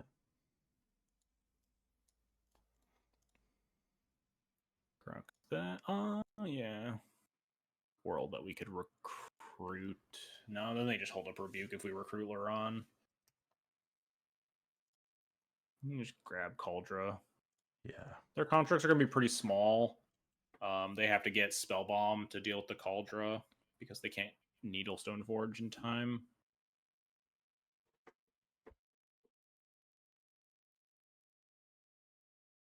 No, 3 of their 4 cards. One Wasteland. Yeah, my Kingdom. Ooh. They're holding up Rebuke here. Yes. So it's not worth casting this Loran. Yeah. I think you just plow the construct after they make one. Yep. Nice. And then hold up the Karakas.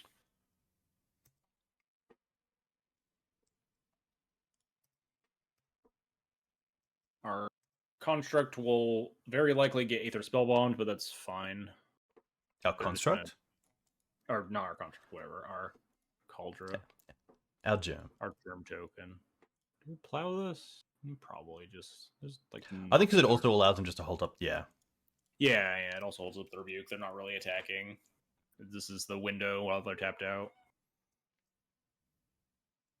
How much does Rebuke... How much do we have to pay? 4? 3. 3. All right, there's a world that we can get there. They're activating again. Cool.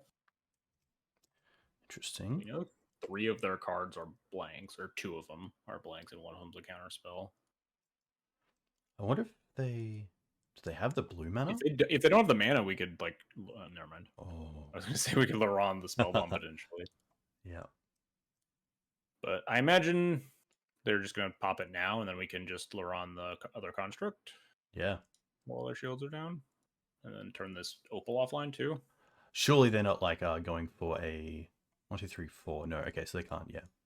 So they're representing Rebuke here, so we can attack first and see if they want to take 5 or not.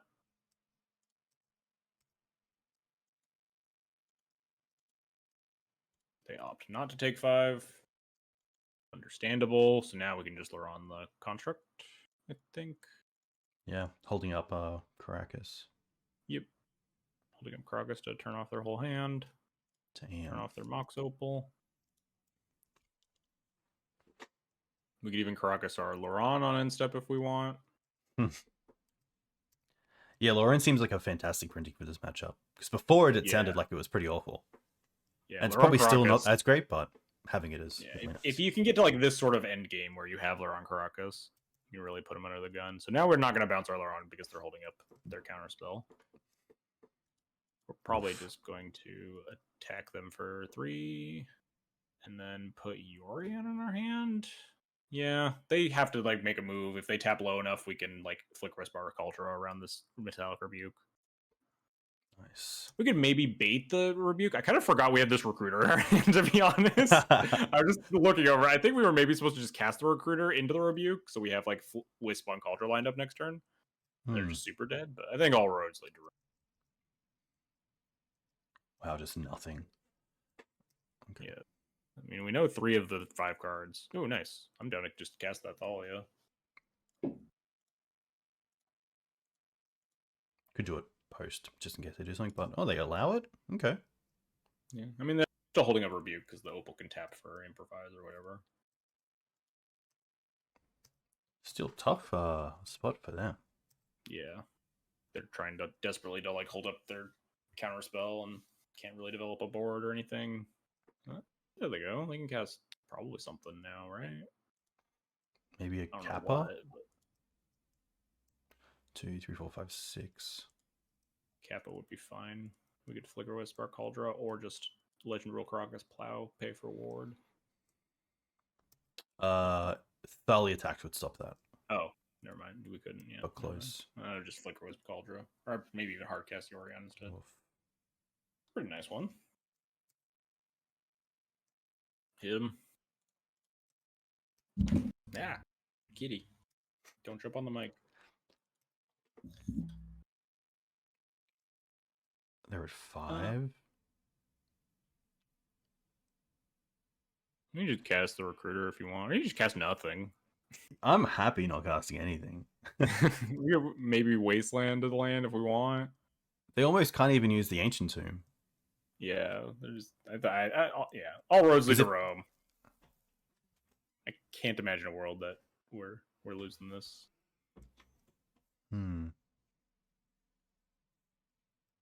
Nice. Yeah, they throw in the towel. That was much better as well in terms of misplays. Definitely not for the D&T matchup. Sometimes this deck gets really bodied by Karakas if your hand lines up with theirs. Yeah. And Surge Injure kind of exacerbates that problem. It's a cool card, though. I think it's mostly going to be worse than... what's the other 2-drop they've been playing lately? The one that's got, like, Ward 2. Oh, it's played in Vintage? Yeah. When you recast an artifact, it gets a 1/1 counter, that guy? Yes. Like Automaton? Yeah, Automated Automaton? No. Chad will figure it out.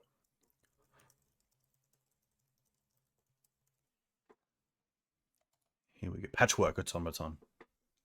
That sounds right. Captive Automaton, that's not it. That's the Lord. That's like the Lord. That's the 3-mana Lord, yeah. Yeah. Yeah. Patchwork Automaton, yeah, you were right. It's a cool card. I feel like it could be in like a colorless Stompy deck, but it's so hard to not run colors in a Stompy deck. Yeah, Steel Stompy used to be a thing, but kind of died long time ago. Do you have a favorite matchup with D&T? Like one you just enjoy? When I enjoy playing, not like this is the matchup I want to see because I'm just going to annihilate them. Yes.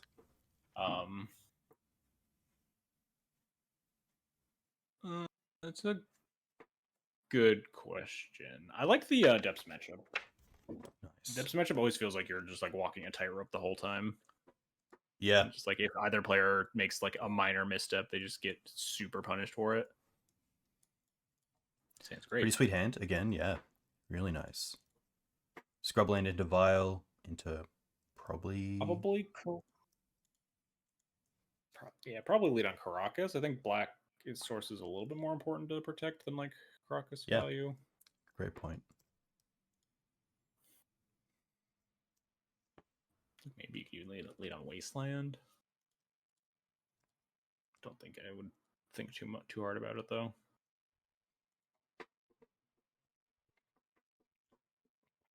Ugh. This is not the hand we wanted for our Solitude Source of Plowshares. Tiny Ritual. Oh.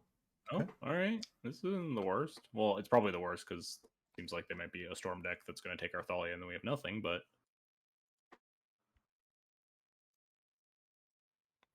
might not be dead.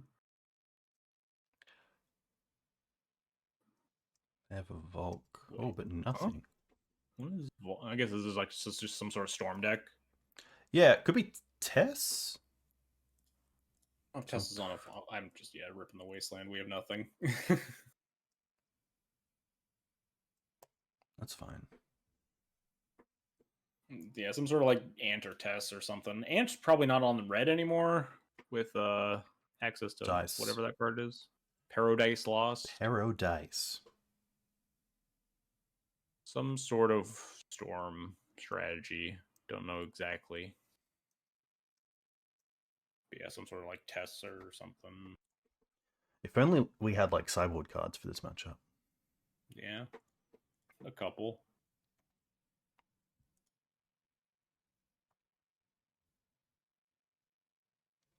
Let's draw Thalia. It's quite a big cost.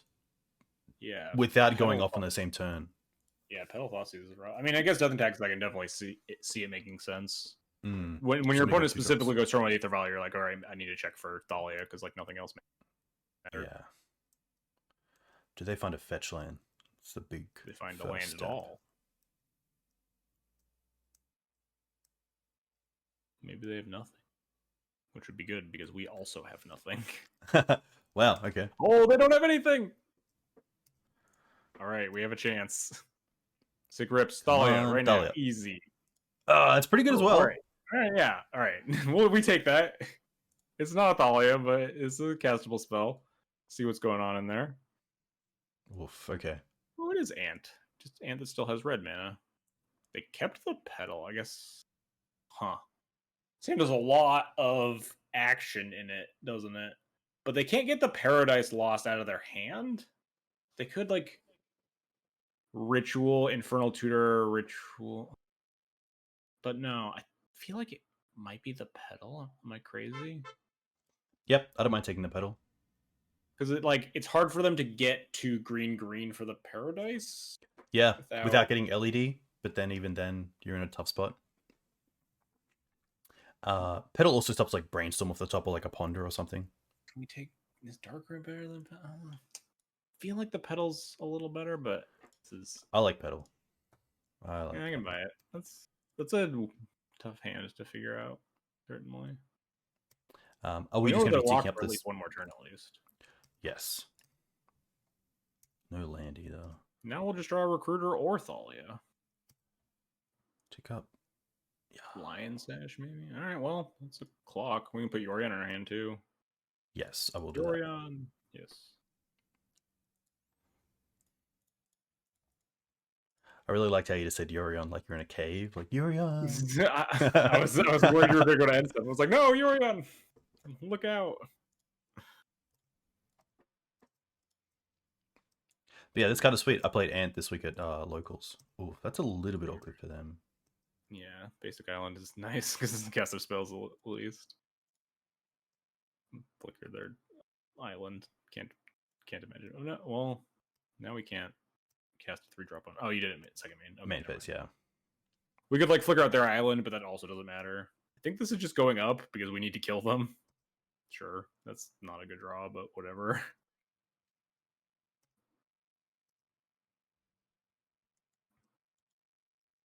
At least we have like +6 because at worst, yeah, we can like Solitude our flyer and then Swords the Solitude. Yeah. Okay. We might only have +3. We'll see what we draw here because I might want to flicker out this island next turn. Attack for 3 because we could Yorion right now, right, and flicker out their island potentially, try to cut them off of mana. Yeah, if we do that in end step. No, we do it now because then the Flickerwisp comes back in our end step. Yes. And then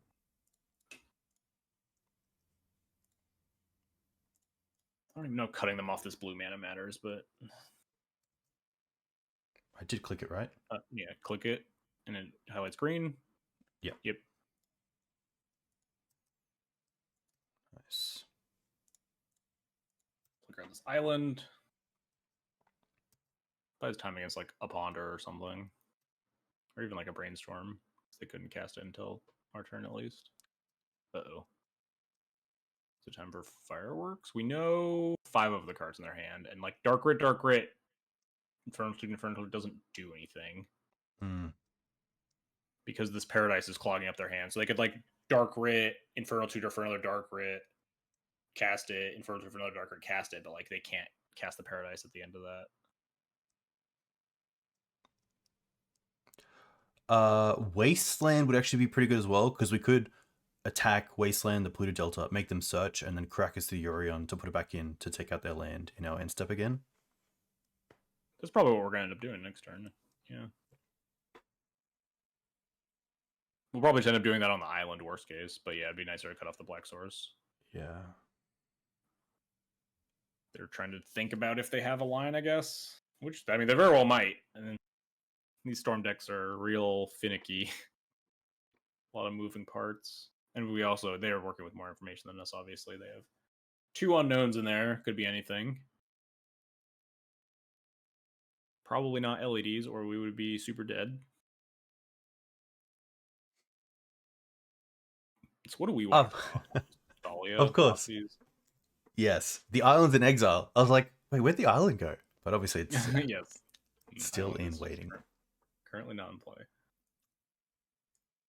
Do you have any big paper tournaments coming up? Not really. Mostly relaxing until Eternal Weekend. Nice. Is that going to be in paper in North America? Yeah, we got it. We'll be traveling. I think it's in Pittsburgh. I forget. It's somewhere on the East Coast. Nice. What's the bird crew? What's it called? Nerdbirds. Nerdbirds. There we go. Yeah, I have a separate group chat of like 20 people that are all planning to go. Yeah. Nothing to do here. Yep. Leave this. We can actually just say always no.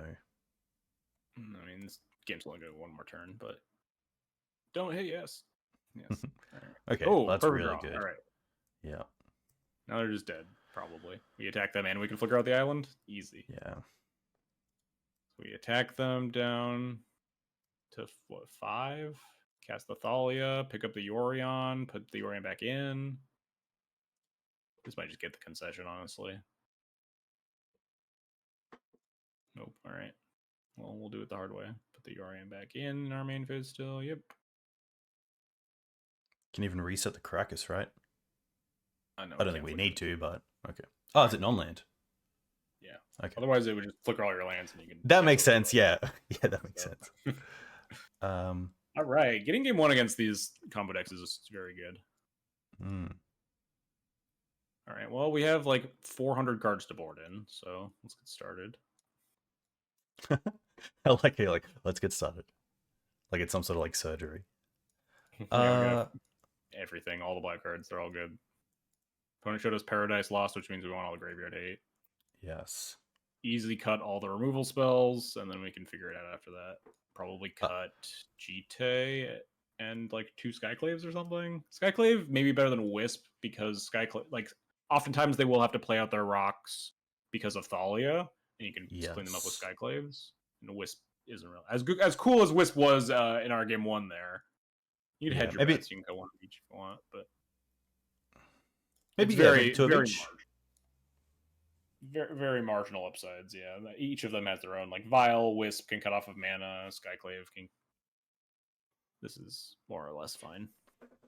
I think especially with Deafening Silence as well, it's quite nice to have Skyclave because you can make some pretty nice hits.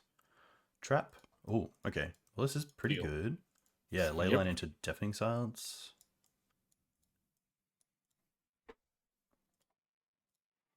Keep. Show.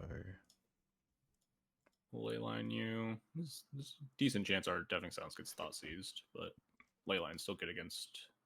Issue with Leyline here is that we. Ooh. Oh, we're just gonna die. Never mind. They're just gonna like Adnaz us.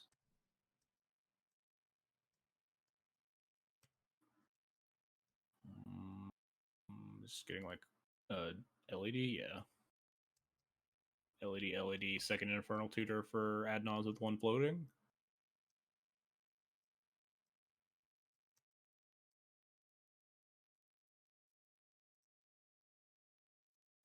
Oh, Let's hope that they don't have good hits.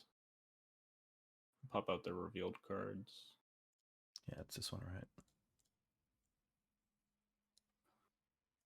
Let's hope that they hit like Paradise Lost, Tendrils.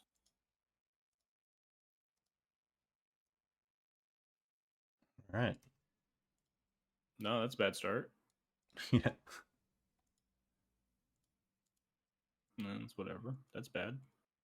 Oh, We might be dead there. Yeah, we're dead. Yeah. Okay. Yeah. Right. Oh, we tried. We can. I mean, if they're gonna keep showing us more of their deck, nice to know about, like Abrupt Decay and stuff. But yeah, we are very dead. Sometimes you get turn 1. Ant is not super good at turn 1ing you, but like sometimes they just have it, and then we can just play game 3. Keep clicking the button. Come on, you want more cards? Yeah, because Ritual Cabal. Ritual is 3. Another Ritual's plus. Unbelievable. Yeah. Why are they still going? Are they like trying to beat a Mindbreak trap that we definitely just forgot to cast on the Adnaz? Like, what is this? I think we just concede to this. Yeah. Yeah. And then run it back. Yep. Man. It's pretty sweet. It's always cool to see like combat decks like Ant just turn 1 you, because you don't often see it. Yeah. Well, we shouldn't make decisions based on what happened to us last game. This hand is very good. Yeah. So we should keep it. And if we get turn 1, then we just get complaint equity, and that's fine. I would play Karakas, Mother of Runes.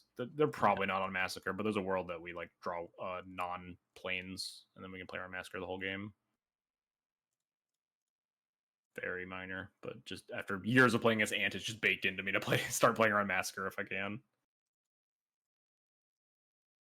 Maybe they go for like a Paradise Lost line. We have this Fairy Macabre.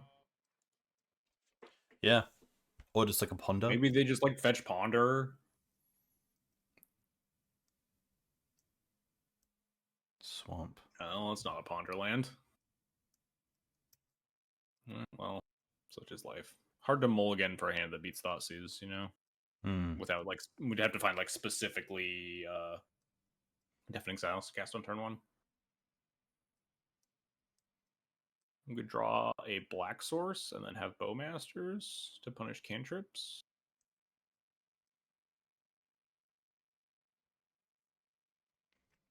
Which I think I'd be happy just to do at sorcery speed.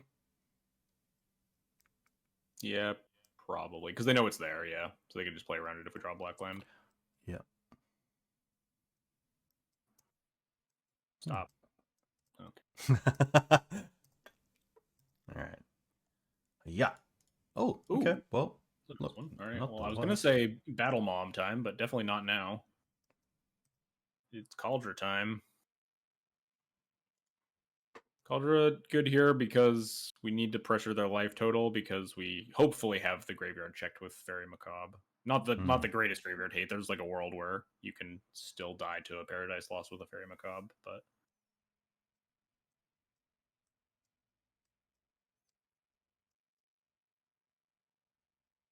have nothing. Pass. Go.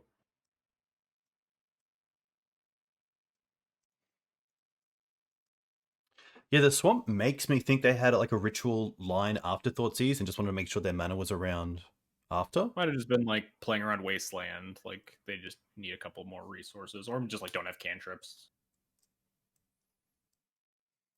I always hate it when Ant players pause. It's just like I'm so dead. They're doing math. I hate it. I don't want this. Yeah. Playing a longer game? Nope. All right. Well, that's not good. It's not the end of the world. We can put them pretty low here. Ooh, well, that doesn't do anything. Does turn on second mum. Yes. I think we're attacking with the mom now. It's worse against exactly Chain of Vapor, right? But we just want to deal them damage. Like we know we didn't attack last turn because we know they have Abrupt Decay. But I think we just need to deal them as much damage as possible now. We have the graveyard in check, so we just need to try to turn off an ad nauseum as much as we can. Yeah, because I think even if they use the Wish Claw to find something like Chain, we then have the Wish Claw to find a something like a Deafening Silence or Mind Thalia Trap or or Trap or yeah. yeah. I think if they Wishclaw for a chain to stop prevent damage, we still have 3 on board. They're at 10. We have a Graveyard Hate in hand. Yeah. We're still pretty happy if that's what they're doing.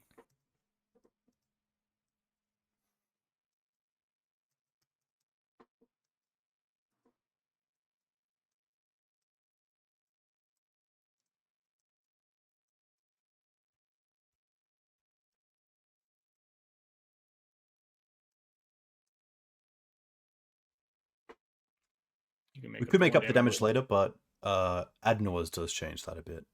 Yeah, we're not going for like lethal outs in terms of how many turns they have to live. We're going for lethal outs in terms of like how much life they have to work with for an ad nauseum. Because we have Fairy Macabre, which is hopefully good enough against the Paradise line. So we just want to reduce their life total as much as possible. Yeah, even here we have 1, 2, 3, 8 on board, plus Bowmaster being 9, so pretty close. Cast the Bowmaster. I mean, Wishclaw, if we hit the Wishclaw black, we have to use it on our turn. Like, potentially getting a black source is just what we want. We'd be close to killing them, yeah, we'd be 1 off. If they fetch this turn, then... If they fetch this turn and activate the Wishclaw and don't kill us, then yes, we can Wishclaw for a black source to Bowmaster lethal them. Would be very funny.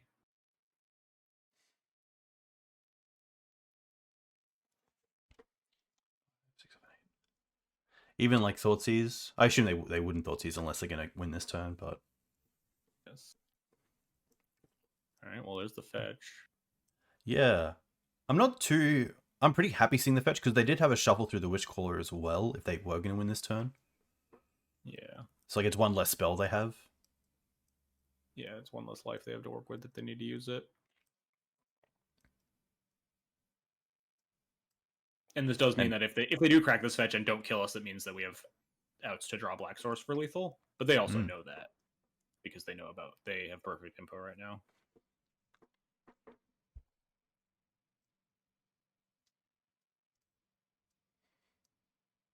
They know our whole hand. We got nothing. Well, we have stuff, but they know exactly what they're trying to beat. I just don't know if they can beat it.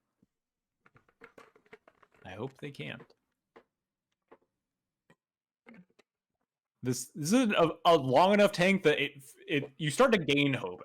There's a point where like they're tanking when Ant's tanking, it's just like, oh, I'm so dead. They're just trying to figure out exactly how to kill me. But if they tank long enough, you're like, did they not have it? Are they like they're dead? And they're like, is there a line that gets me out of this? And they're just like they're really just trying to find something. Yeah, this long makes me think I need to use Wishclaw to find removal. What's the worst thing they can find of Wishclaw? I don't even know what the answer would be, honestly. Maybe Thalia. Yeah, because we would want something in play that we could protect with Mother of Runes. But they could potentially go grab Dress Down. I see Dress Down in these lists fairly often. Yeah, I agree. I love it when they just tank best possible, just easily kill you. Yeah, tank, dark rit. I don't even know what they would actually do. I don't know what the best possible looks like here. I guess like dark rit, Thoughtseize, Paradise. No, that wouldn't work because they don't actually have a tutor because they have to use the wish. The Wishclaw doesn't go to the graveyard, so usually the Paradise can grab the Infernal Tutor on the way back. But Paradise and Wishclaw don't work super well together.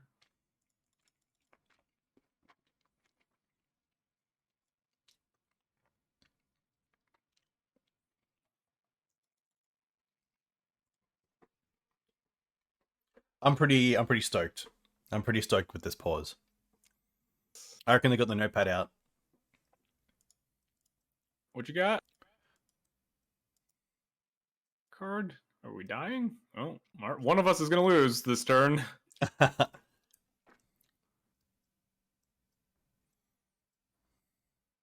Or maybe this is just a YOLO ad nause from 10. It might be their best line. Yeah. Oh, that's a lot of mana.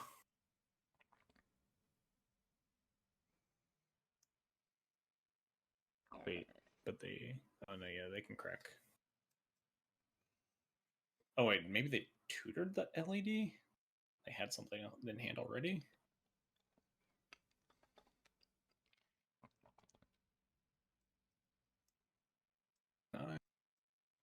This is Infernal Tutor, sure. So this is Adnaz with 2. 2's a lot. 2 mana is definitely not nothing. I mean, nothing we can do about it, though. It's not even like a surgical. We can't like try to like surgical their mana sources or something. This Very Macabre definitely not great for us. That's fine. Oh, that's very especially fine. going to They took 4, 5. yeah. Yeah, that's huge for us. That's bad. But now it's hard for them to empty their hand. Yeah. They can't just hit tendrils because they die. They can't cast an Infernal Tutor.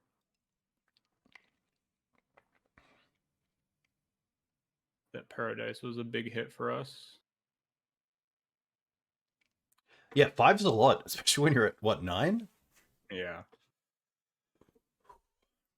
I mean, I think they just have to keep hitting. They can cast the Paradise, but it just won't do enough, right? We can just exile the Infernal Tutor and the Brainstorm, and then their hand has no action. Correct, yeah. Oh no, that's the one card we didn't want them to hit. It still doesn't do anything yet, but it gives them outs.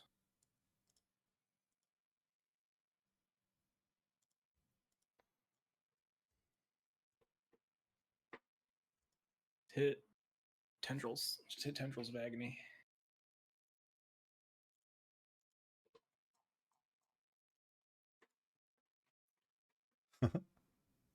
Just hit Tendrils of Agony.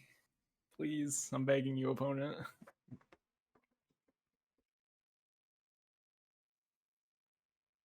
Oh, yes! there Yes! it is. Got him. We did it! Oh. Oof. So good. Surprised they have Passive Flames and Paradise in their deck. Yeah, I've seen who is it? Michael Clifford on Twitter. I think he's a Ant player. Yeah. He had a pretty sweet list.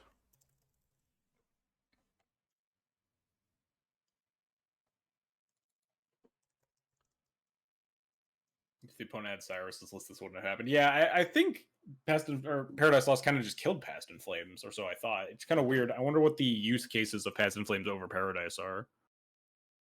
I mean, My only thought is if it's easier to cast, especially being one red instead of double.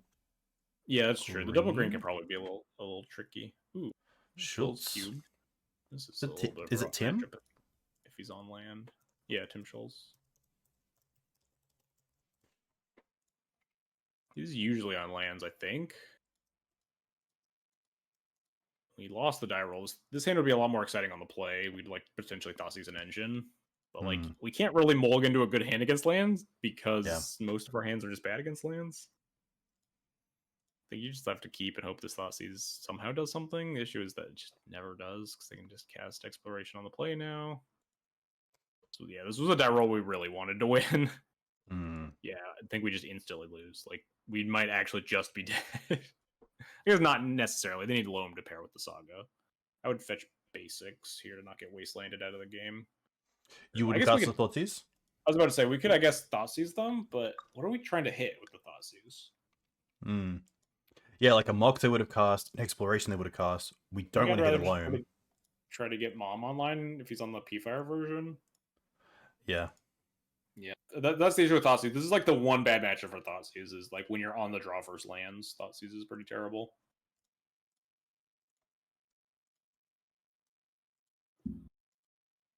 I guess we could Thoughtseize a crop rotation, but I don't think a crop rotation is getting cast anyway. Crop rotation is like the one card that we would potentially hit. It's pretty good. Oh, library? Okay. No, I guess the Sylvan Library would have been maybe nice to hit, huh? Yeah, especially to have like Tomb up here with Saga. Yeah, Jesus. This is just very brutal. We're probably dying, but cast our Thalia and hope for the best. Skyclave the library next turn after they draw 8. We don't even have Bowmaster. We have our bad 2-drop instead. Can't. Because technically we could attack with the mom. I think the one but... What are the odds that they're on the P-Fire version? The Sphere version's way more popular lately. Also, if we get P-Fired, we just get to concede faster because we're super dead regardless of our decisions. Done. I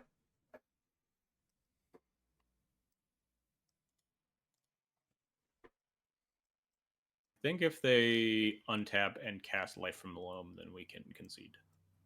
Yeah, I agree. Which is a pretty high chance, especially with library. Maybe they just take 8, play some more garbage lands, and then we can Skyclave the library, and I still don't even know what the plan is after that. Putting cards back. I don't like that.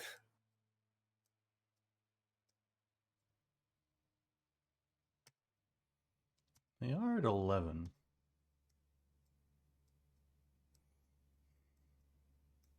So long. Alright, we can pack it up.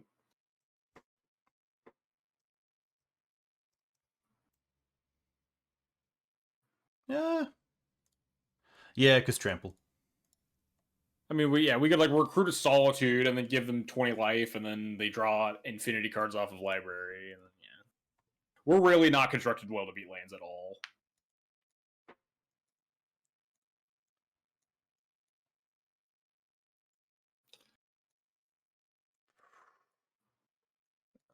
Probably something like this.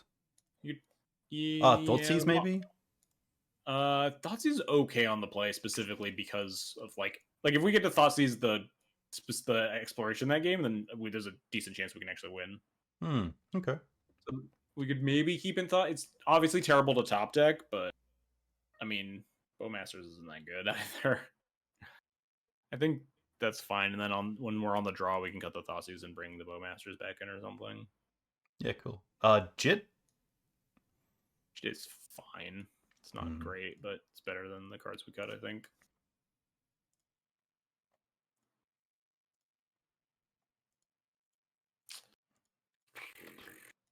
I think we just mulligan this. This hand's just not good enough to beat lands. Yeah. We want like Graveyard Hate. Well, we have Graveyard Hate and literally nothing else, but yeah, access to basics, which is nice, and then access to dealing with Saga. Yeah, this is definitely a keep. I would bottom the Eiganjo. Yeah.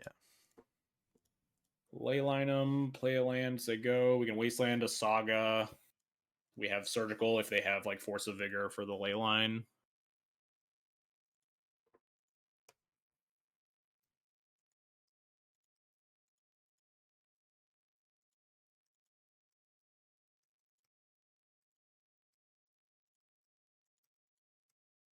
Yep, time to Wasteland.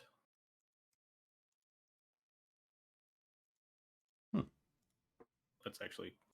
you need our own stuff to get big. That's fine. It's a threat.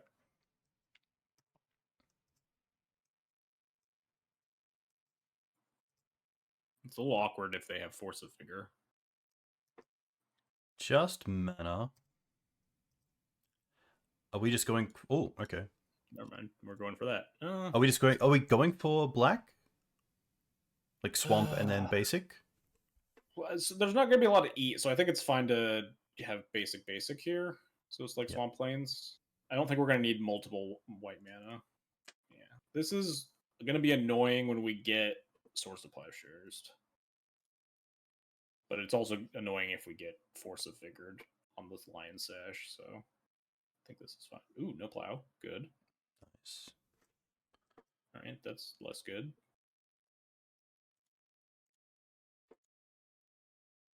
I would just play land and say go, because obviously we can put in Kaldra and attack, but then they just maze it. So this way we can just put in the Sash, eat a thing, untap, put in the Kaldra, attack with multiple things. I guess, this is fine. It's pretty big. They're getting rid of their green source, which Yeah. is. I mean, just mean they have one in hand and they just need a cycle for action. Wow, okay. Or nothing. All right. So now we put in the Sash. Eat Probably our just... land. There's no way they brought in Surgical, right? Like, there's no reason to eat Also, our Wasteland. Yeah. I was also thinking of another Reliquary, but of course that's the wrong deck. Yes. We just eat all our stuff.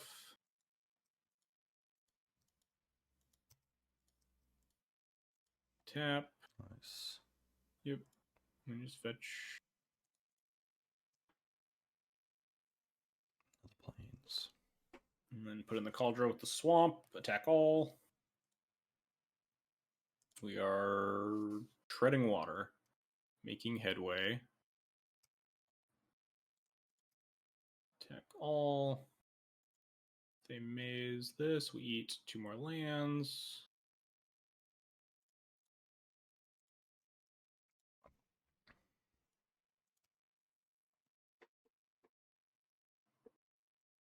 Nice. Especially with the Ancient Tomb in play. If they do have to use that at some point, it's quite good for our clock.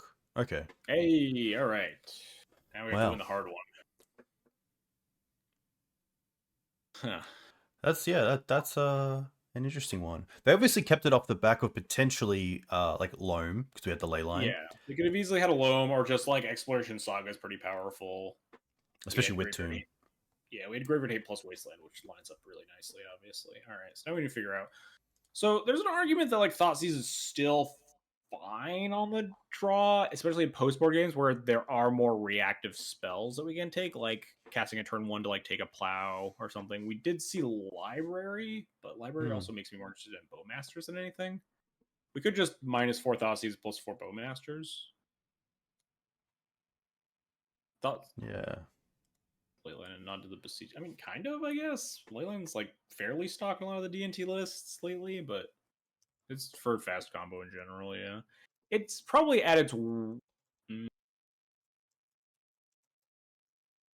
Yeah, just fast combo in general. So yeah, the Besiege decks right now. There's a world where you could cut the ley lines, maybe. This is kind of an old list we talked about up top. That this is literally just the challenge winning list from like last month. And like Graveyard Hate's at less of a premium because I think a lot of the decks are kind of chewing out Reanimator shares. Anyway, kind of just rambling. No, I love the rambling. I mean, probably just would you have Yeah, okay. Yeah.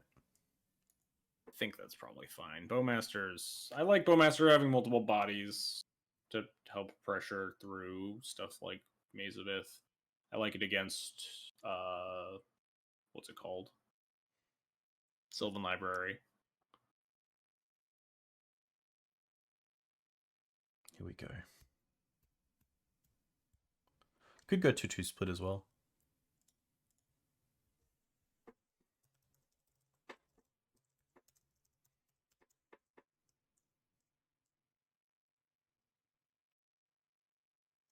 Siege deck or us in leagues? I don't know. I don't really know.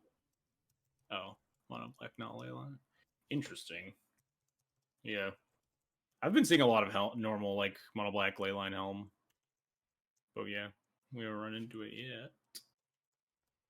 I think that matchup has gotten better for D&T. I like the configurations of the new lists with Besiege the Mirror are better for D&T, I think. That matchup used to be kind of miserable. But a lot of, like, the fast mana got cut. Like, it's not a City of Traders deck anymore. It's a Saga deck, so it's slower. They're playing less Karns. Yes, yeah. Your interaction just lines up a little bit better. I think on the draw it's just a little bit too slow, unfortunately. Yeah, Sash is good, not great. We don't have a tight answer to like turn 1 Saga. What are we looking for? Actual Graveyard Hate. Stoneforge is decent. Maybe a removal spell. If we had a third land, Pro's bowling to 6. This is a tough one. I feel like this doesn't win the average game of D&T versus lands, but what are we looking for that's better? We have a good threat. We have a slow, but we have a piece of graveyard interaction. We have removal spell. Maybe it is, yeah. Especially on the draw, like we have like one more land, especially a fetch land would be golden, because then we can just obviously play around wasteland the whole time. Yeah, the issue is if the opponent just has like a fast land start, which can get buried. But like we've so little in the way of keeping up with a fast land start that it might just be worth keeping and praying that they miss a little bit. It's a tough one. I would not fault people for keeping or mulling. Tough one against a good player too.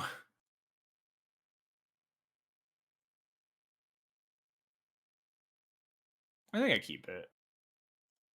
Done. I'll regret this when we never draw a land. Oh yeah, land's probably getting murdered by the mono black decks.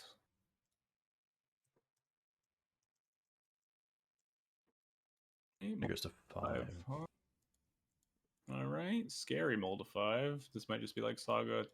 Okay, yeah, Saga Diamond. Loam. Oh dear, that's pretty bad for us, huh? How are we winning? Kaldra? They're gonna needle our Stoneforge, but maybe that's fine. Gives us window to Sash. Really just want to draw a land. Oh, nice. I would we'll just go for white here again. Yes, that Mesa. Stoneforge for Kaldra. That baits the needle into going on Kaldra, not Sash. Issue is that we have to beat 2 sagas, right? They're gonna make they can't. They have to miss their 3rd construct here, or their 2nd construct if they want to buy back the saga this turn.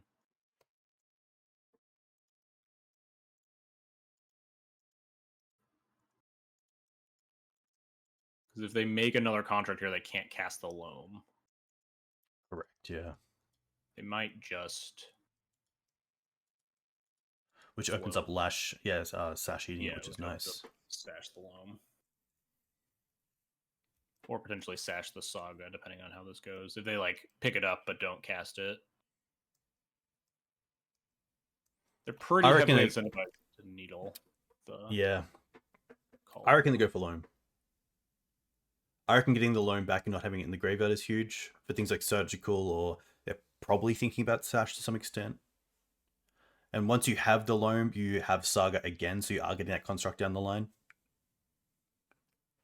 We're supposed to just... No, we're not supposed to solitude this construct. I don't think this is a game winning by life. I think we just want to make sure we don't get, like, punked by a Lage.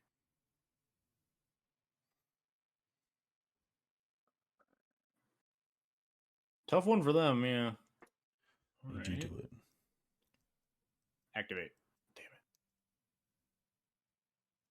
it. Ooh, rotated away for, like, another saga.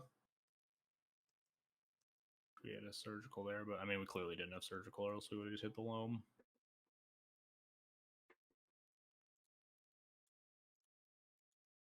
Maybe, probably not Maze, because they want mana.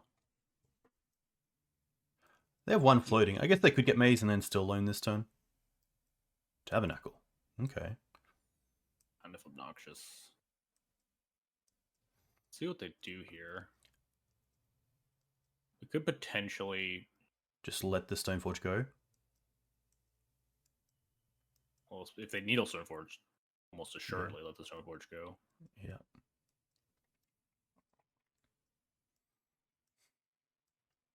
Yeah, because we're so far off being able to, like, keep the Stoneforge around, but also Skyclave the Needle or something like that. Yeah. But at least here we do get to Sash. Yeah. There's a world that we can work through these constructs. We just fetch a 3rd plains. Oh, no, fetch a swamp. Just block here. Oh, yeah, I guess the block is free, huh? Just gonna sack it, might as well gain 3 life. They also didn't play the saga that turn. Interesting. Fetch swamp. Use it to cast, and then eat the loam. Eat the loam, hope for the best.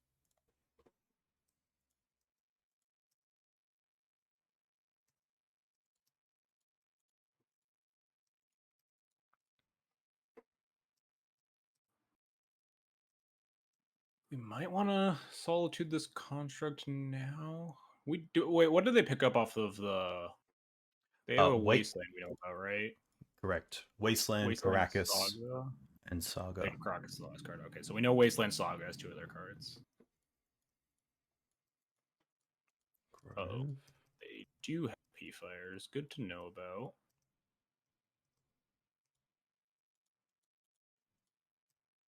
I mean, I'm I think not solving Solitude's fine.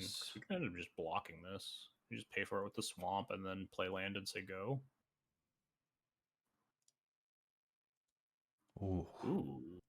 Well, we can't cast that right now, but good one to keep in mind. Attack? Yeah. Yeah. What are they doing? Why are they playing the Saga out? I kind of want to play this Sash around a P-Fire. Yeah, cool. I mean, we can just do that at any time. Because there are 3 permanents in the graveyard we can eat. I think we can just wait, yeah.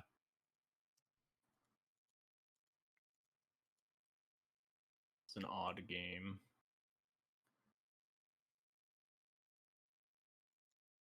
Also, tapping the black makes it look like we don't have a black card in hand. Well, I mean, we're going to very conspicuously not tap the black next turn. Okay, so we have Solitude as a way to beat a potential Wage. Do we 4/4 and block this? They would have. I just think it's not worth risking. I think we just take this, yeah. Yes, because we can make this Sash immune to P-Fire, so we can just eat a thing, or just like crack fetch.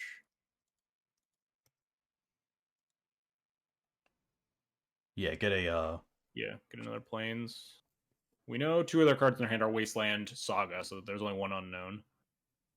They can't double P-Fire. So I would just eat one of our lands. Eat one of our lands again.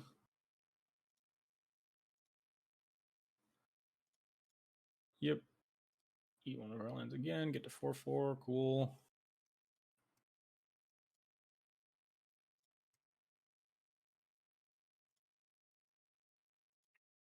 Nice. We can play that out. Pretty happy just to play this. Probably just holding this back. Yeah. Yes, we can technically block it. Probably not going to. They don't copy anything. We're supposed to kill this construct. We can't just afford to keep not blocking it forever, right? No. There's the Saga finally.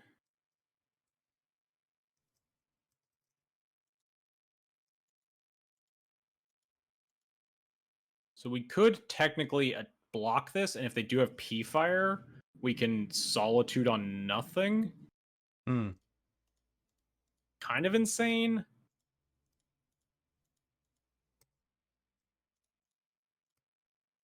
These attacks are just so suspicious. Maybe we're just supposed to Council's Judgment that thing.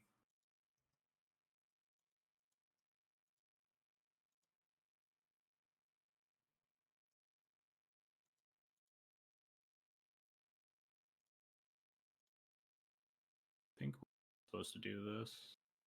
Honestly. And then probably pitch the judgment. Oh, yeah.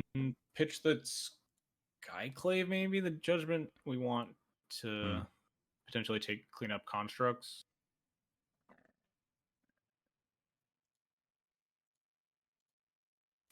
Nasty indeed. Evoke. Click on the other trigger and target nothing. Just hit done. And then we can also, so this works out super well. To hold up, for the punishing fire. Well, we have to untap to do that. But yeah. Eat the Solitude. Continue to live. We untap.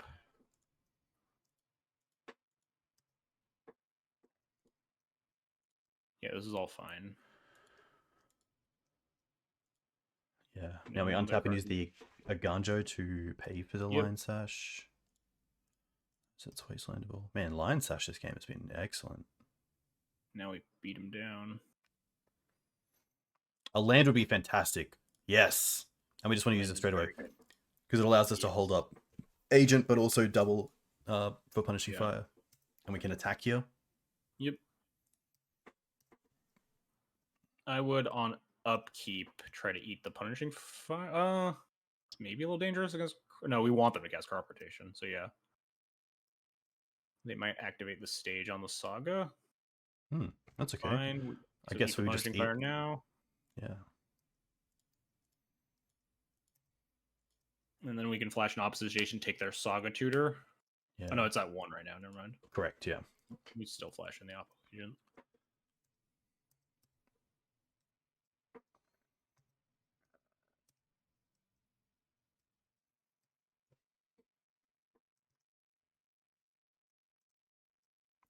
Two, four, six. I mean, we're also 1 land off from casting Kaldra. Exploration's fine. Sure. We know one of their cards is Wasteland. We know It is Maze. Maze is. That's pretty good because it means they don't have an answer for Op Agent. So let's use dealing 1 to 8. Yes, and we're then dealing with play infinite Agent. constructs at some point. We could potentially flicker our way out of that, though. Yeah, we can also try to search for Pithy Needle for Maze. Oh, they already have it. I guess we can get Shadow Spear potentially. Yeah. They should Wasteland us. Probably doesn't matter a ton. Because they know about the Kaldra, correct? Well, we have to pay for a bunch of stuff. Yeah, that's true. Hey, dog, not the time. Get off the desk. Huh, this is quite the game, huh?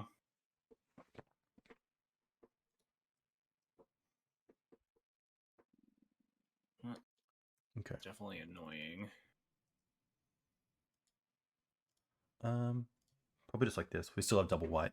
I guess we could just keep making the sash bigger, but like, is there a black card we really want? We're probably just gonna cast Recruiter. We're not casting any black cards, yeah. We're almost assuredly just casting Recruiter here. We just want to like keep drawing lands, kind of. Yep, nice. There's no great attacks either. Because Maze, and then this is a 3/3.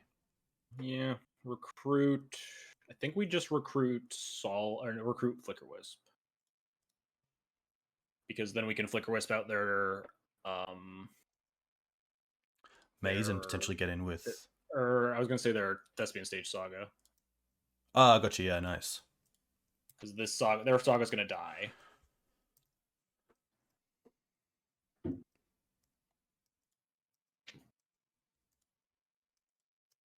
Wisp also gives us an attacker, which is nice. That's true. Because we can just attack with the Sash and the Wisp. Start pressure again.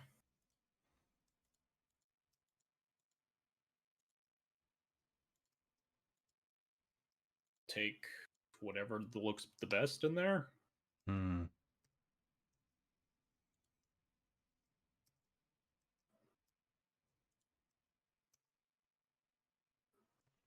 Shadow Spear. Another Thespian Stage. That is extremely obnoxious. No, Thespian Stage copying a copied Thespian Stage doesn't do anything. Yes.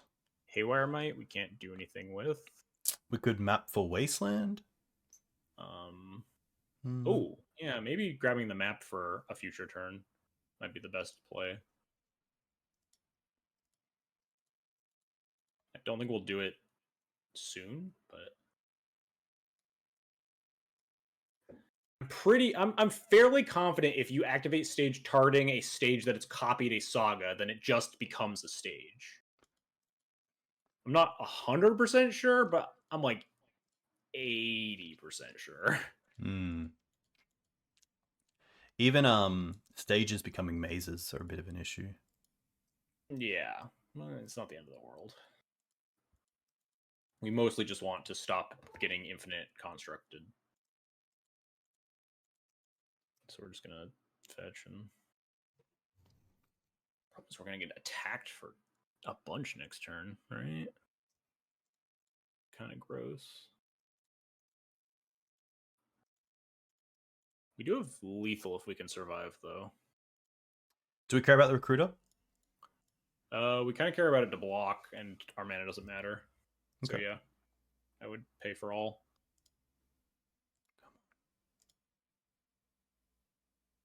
See a line, especially if we can draw more lands.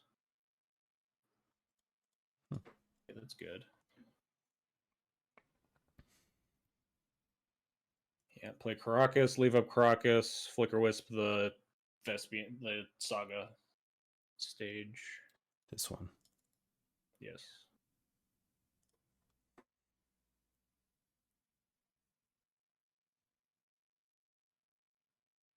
Do we want to play the map or hold up Karakas? They have 0 cards. I guess, yeah, play the map. Hey, Strastadia, huge thank you for the raid. And the concession, too kind. Hope you had a good stream. Let us know what you played against, how the stream went. Currently in game 3, D&T vs. Lands.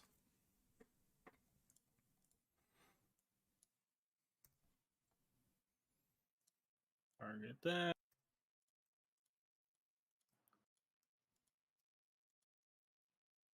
Floating?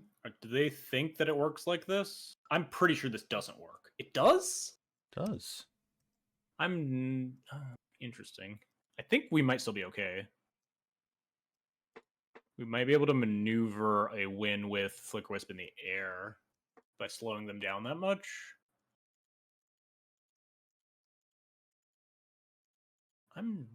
I don't know that that's how that works, but I'm not positive.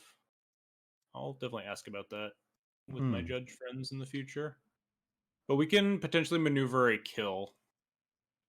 Yeah, we can equip the Sash to Flickerwisp and Expedition Map for a Wasteland, potentially, is my plan. But we need to basically one-shot them. Yeah. And it doesn't work if they stage the Saga, or stage the Maze.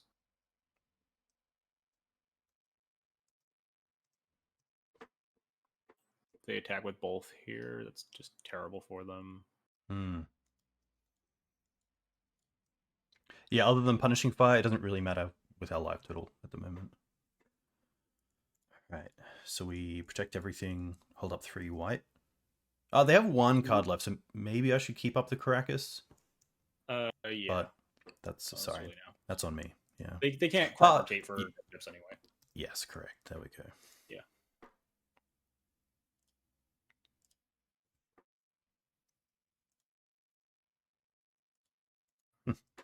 I would attack with the Sash and the Wisp. Yeah, it's just a free 3.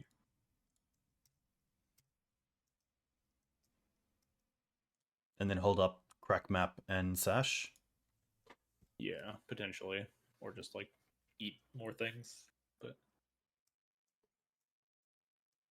so I think they should stage their maze, and then it gets tougher to figure out how to win.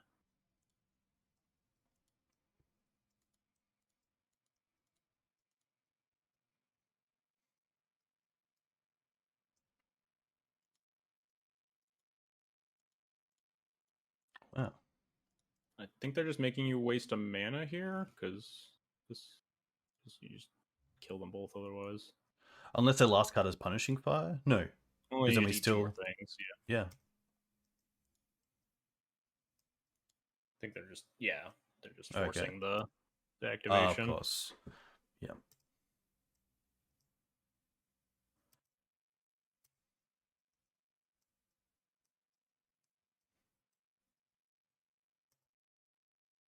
Copy the Grove. Did they draw P-Fire, or are they hoping to draw P-Fire? I wonder if we were supposed to equip the Wisp second main. The only reason I didn't like equipping there is that it gives them the thought of, oh shit, they can get in for 1 in the air. Like 1 shot. Yeah, that's true. And they had the mana up. I think this is fine. If they... So yeah, I think we just end step crack. Grab a Wasteland, pay for everything. Equip to Wisp and hope they don't have P-Fire. Yeah.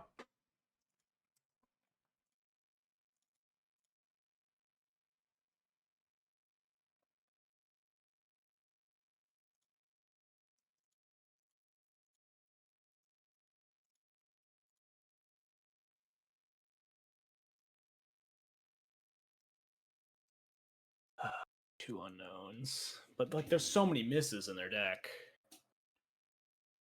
Yeah. If they have P-Fire, it's not the end of the world. Well, I don't want to say that because it kind of is, but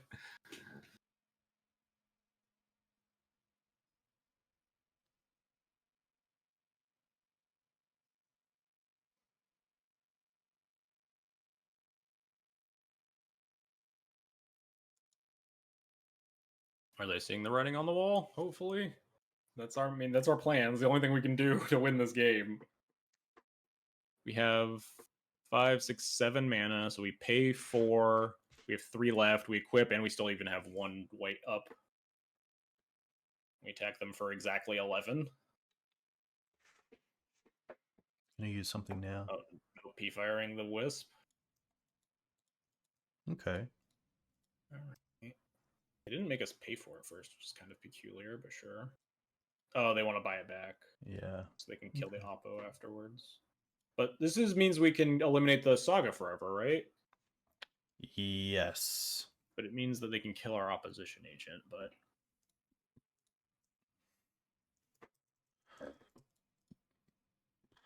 Probably rather just this. but we can beat this P-Fire, I think. Come on. She was that. So we could draw Plow would be nice.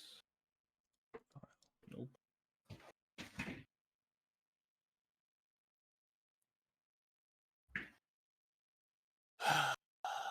This is tough.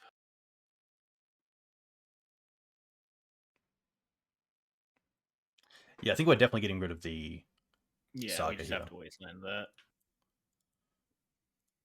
I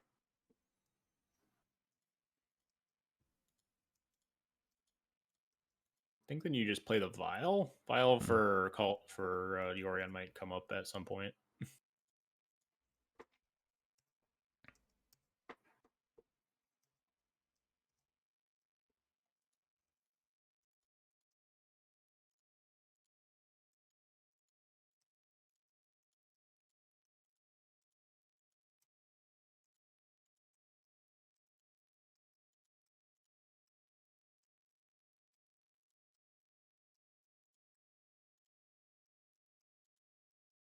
We're also up on time, which is surprising. We're in game 3, I think, so I don't think it's going to end up mattering too much here. Library's fine. I mean, I don't know if it's fine, but I mean, I guess we could Council's Judgment it if it's not fine. Mana Bond? Nothing. Okay. We know their last card is P-Fire. Be a good turn to draw a Wasteland, huh? Flickerwisp even? They don't have up red mana, so I might as well just use this right now.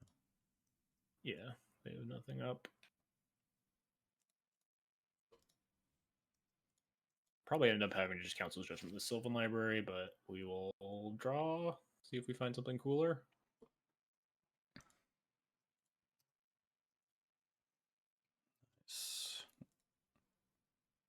Luckily, this is game 3. I've timed out on more than one occasion versus a very lengthy game against Tabernacle. I think just because of Orcish Bowmasters still being live, is it?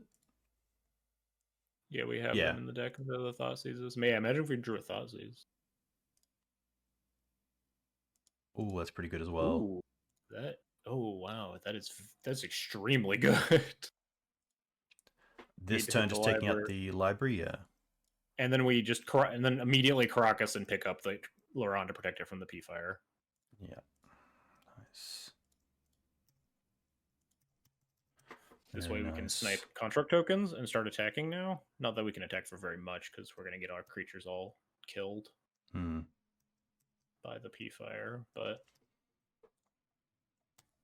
just going to yield. Very good draw. Yeah, we have nothing. We can't hold anything up. This is their window to P-Fire the opposition agent and buy back the P-Fire. But then we can... Might be time to sack the recruiter? No. maybe gives us 6 mana to work with, so we could like Judgment plus Loran, but then we can't attack anyway.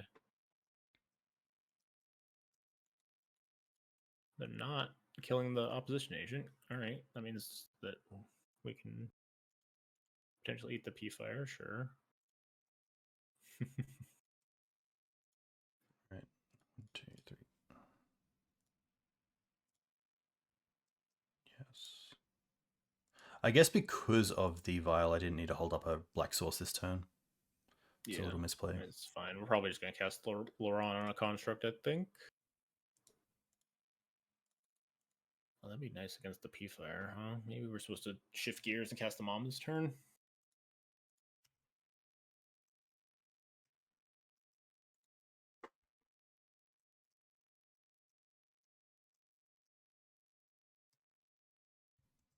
I don't think we need to blow up the... Yeah, the Mom dies the P-Fire, but then we don't tap out in that case. We just cast the Mom instead of the Loran that turn, and then we can eat the P-Fire. Sure. Fine. They have to waste 2 mana trying to pick it back up if they want to. We could pick up the Loran again, but I don't think we need to. Yeah.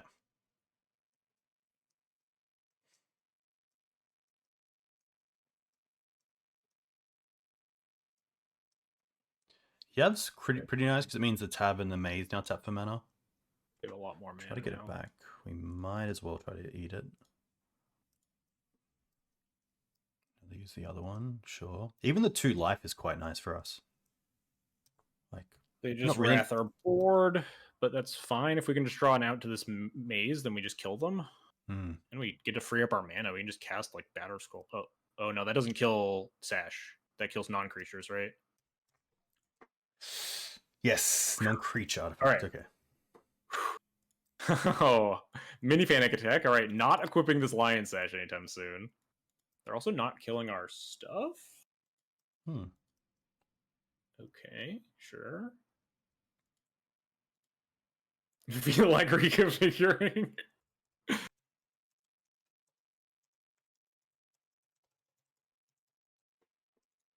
Oh, because they can't pick it up again. Yeah, they would let it die. Yeah, that means we could potentially pick up the Loran again and put it back in. You have to be worried because we have spent like a full minute on all these fucking turns. I wonder if we were split. Yeah, I won't. Can we just draw like Wasteland or Flickerwisp, please? Fucking kill him. Oh my gosh. Oh, that's funny.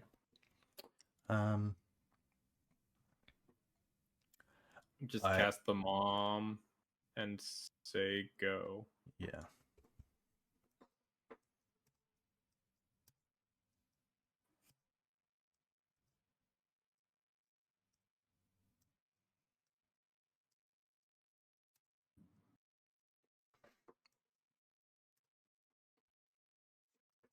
Weird game. We're just putting Val to 5. Oh dear. That's okay. We have the Karakas.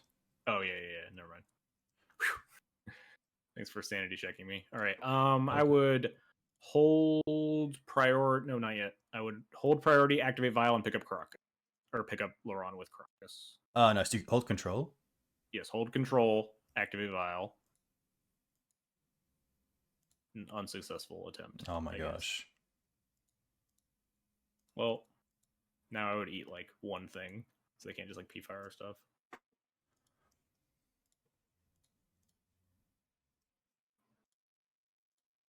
Yeah, just one thing. We can get Bowmaster plus Loran online. Just don't use the black mana this time. So we're gonna time out with 8 minutes left on our clock. Are we still? Yeah. Just pay 4 white. Maybe we could sack this recruiter, but the P-Fire's kind of on lockdown. 3 or no? Keep it on 3. Yeah. Just draw Flickerwisp. All right, land's good. We take land. I assume we're just playing the Bowmaster here. I would not cast it until their upkeep. Okay. We can do some things.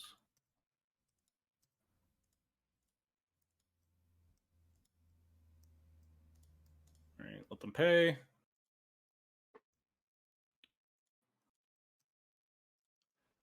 Just take out the Haywire, force them to use it on Yeah. the vial. Yeah. And then in response to that, I think we can pick up the Loran. Yeah. I mean, we should do the Yeah, draw fancy set. activate vial thing, but I don't want to. I don't want to chance it again. Kind of wish this construct was already off the board.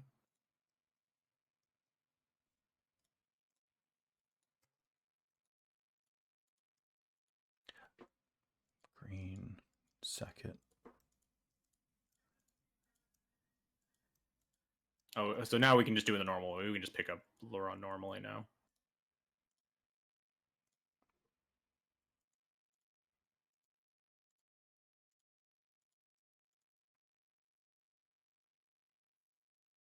Then if they try to P-Fire, we have Mum. What's this going to be? Oh, Force of... Oh, dear. We can give Pro. Oh, yeah, Pro Green. All right, that's fine. And then they do still have... Yeah. Punishing Fire, this is why fine. This is why we hopefully did the fancy trick where we activate the Vial and hold priority and activate then Karakas. Yes, nice. Because then we can still put in the Loran and just attack them for a bunch. Pro green.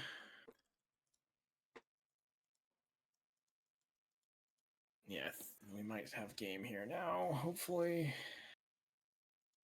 Because now we can just pay for smash the construct. Yep.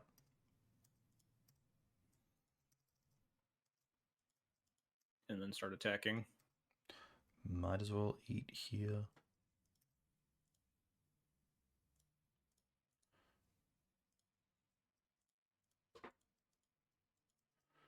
Nice. All right, one. Sorry. I'll just go greens. No, I mean greens. you can use that. There we go. We're gonna basically tap out.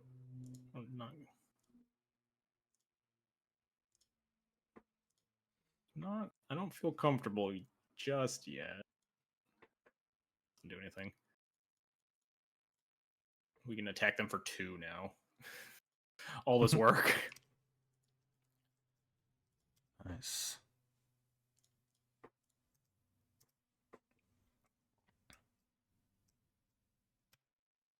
It's fine. They're also in the red before us, which is always nice. Yeah.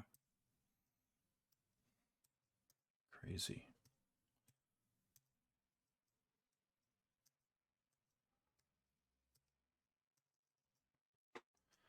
Passing back. Probably don't want to use the Karakas just because they have obviously Punishing Fire. Yeah, we don't need to do anything. We just pay 5 mana now. Yeah. It's fine. 2, 3, 4, 5. 5, yep. And attack with everything but Mom. Now we can do them 4. Go, go, go. Yes. Yes. Yes.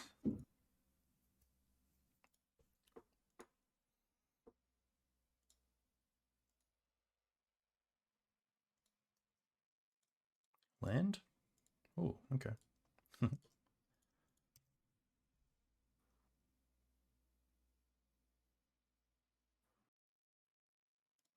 2, 3, 4. Maze the Sash. Feels like they should have copied their stage like 100 turns, or staged their Maze of It like 100 turns ago.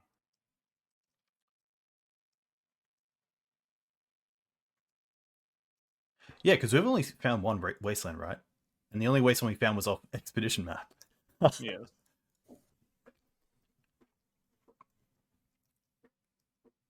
Are we using Loran at all? Not until it's lethal. Okay. I have a sneaking suspicion that we are. Did they just let it dead. through?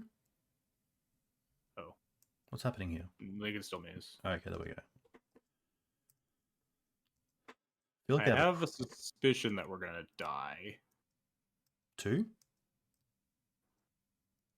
I can't do anything about it. You just say go and hope they don't have it. I don't want to say it because I don't want to jinx it.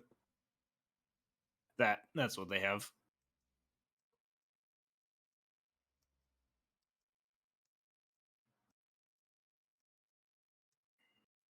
Yeah, now we're dead. We can drop the Loran draw into Source Plowshares. Yep, that's the plan.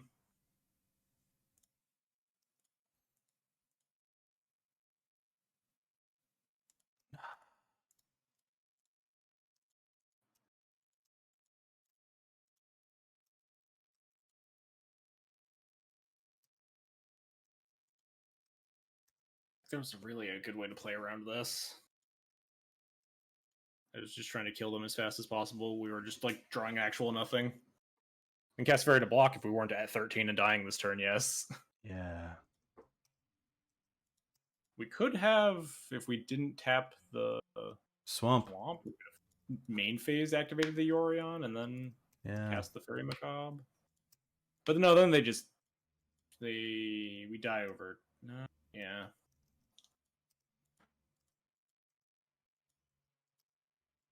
The game was winnable somewhere. I just don't know where.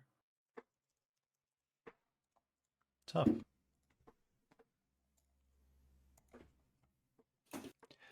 Yeah, maybe maybe going after the maze instead of the saga. But then I feel like they just go so wide with the saga so quickly that can also be a really big issue. If they P-Fire the Fairy, we have Mom for it, and we get a turn to block, and then we draw Council's Judgment, or then we have Council's Judgment and Council's Judgment delayed afterwards. They can't P-Fire twice because while it's on the stack, we can activate the Mom. Yes. What have we played against? Punishing Mav, lands, Ants. Well, I guess they had enough mana to P-Fire the Fairy if we had cast it, and then we activate Mom, and then they untap, and then they P-Fire it again. So yeah, I think we were just dead there, specifically. Oh. Look, we can live the 4-1 dream. In fairness, I do also think we maybe win that game if we get online attacking a little bit sooner with like the held control, the hold priority, activate Vial, Karakas. We missed out on like killing the construct for like 2 straight turns or something. Yep. Kind of needed chip damage. Punishing Mav, Ant, lands, and 8 cast. Thank you. We're in the full value league. 12 for 12 games played.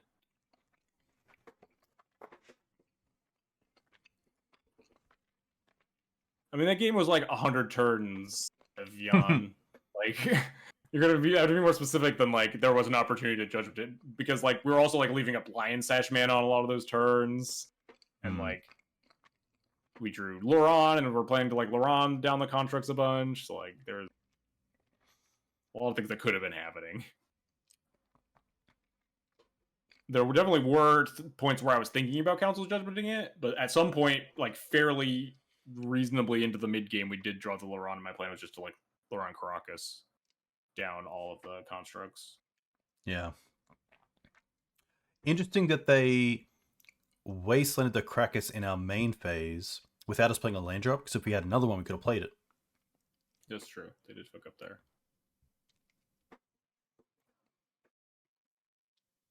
A 102 turn game, major misplays on turn 14, 49, 67, and 84. Yeah. Thanks for taking notes for us, Fish Duggery. Alright, we have 3-1. We will reveal Yorion, and we'll keep this hand. Pretty good. Right? Hand's good. I hope we're playing fair.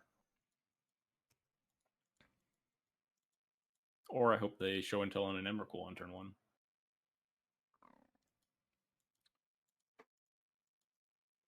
Alright, well, playing fair works. Delver? Okay. The good old-fashioned Delver? Yeah, this is my least favorite turn to cast Mother of Runes is on the draw turn 1 against Delver, because they just have Bowmaster 100% of the time. They did go to 6. So Yeah, maybe they don't have it. what is this Stoneforge getting first up? Oh, they don't have it. Nice. Okay. Well, depends on if it resolves. Very true. Well, certainly casting it. I don't mind playing the swamp. I was going to say we could just get the other basic through the Vista and not show black, but doesn't particularly matter that much. No. But yeah. I assume this probably resolves. Very happy if they just daze it. Yeah, deal. Yeah. Maybe not very happy, just happy enough. Maybe the rug? I hope so. The rug deck has not looked impressive to me. The questing druid looks really hard to use effectively. There's so many cards that you just don't want to hit with that, and you just like can't cast it until you have like 3 lands in play. It's starting to get scary. Probably Stoneforging for Lion Sash at this point. Nice. Oh. That's not bad. Hello. Yeah, I'll just cast Stoneforge. Hold it. I mean, the Vista's getting cracked eventually, but we can just cast Stoneforge here. Of course. Huh. If these... What does it take for this to flip? It needs to be sorcery, right? They topped. That's kind of scary. Or artifact. Yeah. Top. That probably just means they topped a cantrip. Yeah, I'm going to assume it's Ponder. Then do we want to Solitude one of these things? We really don't want to take 6, and we just give them a free Surveil. Yeah. That is, yeah, sorry, I should have had a draw step on.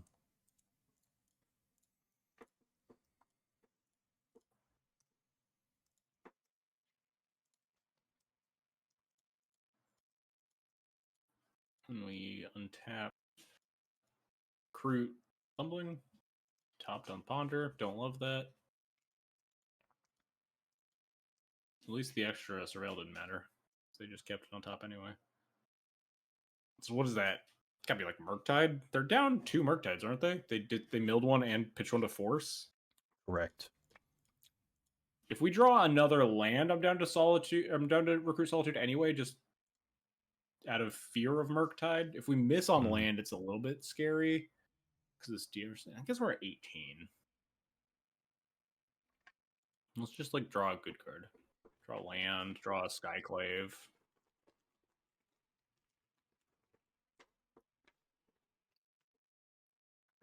Maybe they didn't keep Murktide on top. Maybe they just like kept another cantrip, removal spell.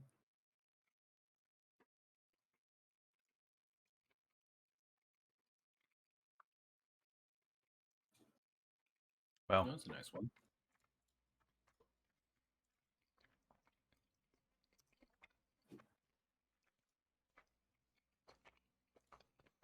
We could potentially get Skyclave there, now that we have Wisp. So we could always Wisp the Recruiter, get a Solitude. Yes. And you always have Wisp on Murktide, make it a 3/3. Yeah. I always love seeing it. Sorry. I guess this is kind of okay, unless they have, if they have specifically a removal spell, it's kind of awkward. Because yeah, attacking here doesn't really matter. Yeah, I was going to say, if they have Bowmaster at least, then they're not using the ping on Flicker. Yeah, we're casting Wisp, but then we're going to cast this Mother of Runes into a Daze. Yes. And they have removal spell on. They have to removal spell this Recruiter, which is okay because then we can block the Channeler with the Wisp. If they don't have removal spell, it's great because that means we get a Recruiter. Yeah. Also, really happy not to show the Mum yet because I'd rather them use removal on the Recruiter than the Mum. Yeah. They kept on top and then didn't Murktide us, so I have to imagine it's something. Like, it has to be like a removal spell. They didn't cast a cantrip or Murktide us. Maybe it's a Orcish? Bowmasters? No. Okay, red. But they fetched.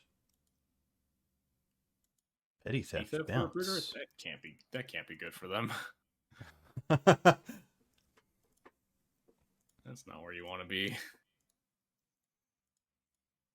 All right. Guess the mom.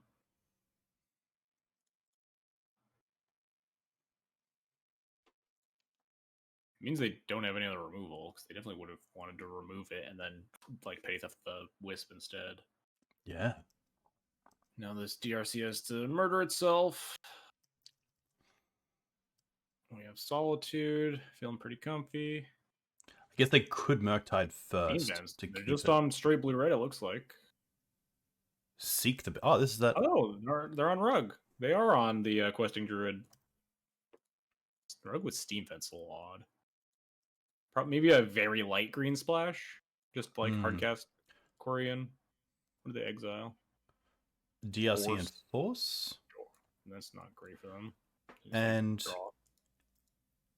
That's it. So they could... Until the end of next turn, okay. End of this turn. Till your next end step, I believe. We're just trading you. Yep.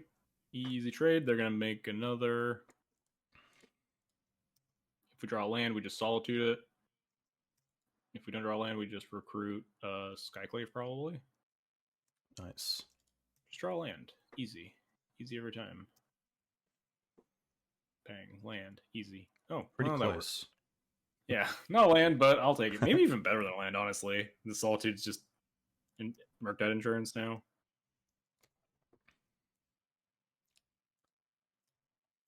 They have Brazen Borrower. Weird that they fetched out second Vulcan, then also Steam Vents. Yeah, not to get the like trop. Oh, ooh, that's a real good one. That is a powerful magic card to draw right here.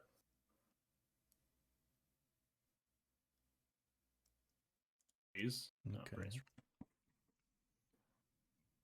Should have held up the swamp, put the Fear of God in them. Yeah, I should have played. I should have. Yeah.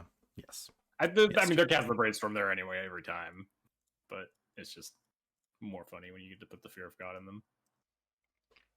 I actually can't remember the last time I attacked with the Jitte. Oh, it feels good. Yes, all right. I get like we're comfy. shakes. We got active Mom, active Jitte, removal spell in hand. We are sitting pretty. Is the trop? The thing's dying for sure. They only have one card they can cast. We just ping it.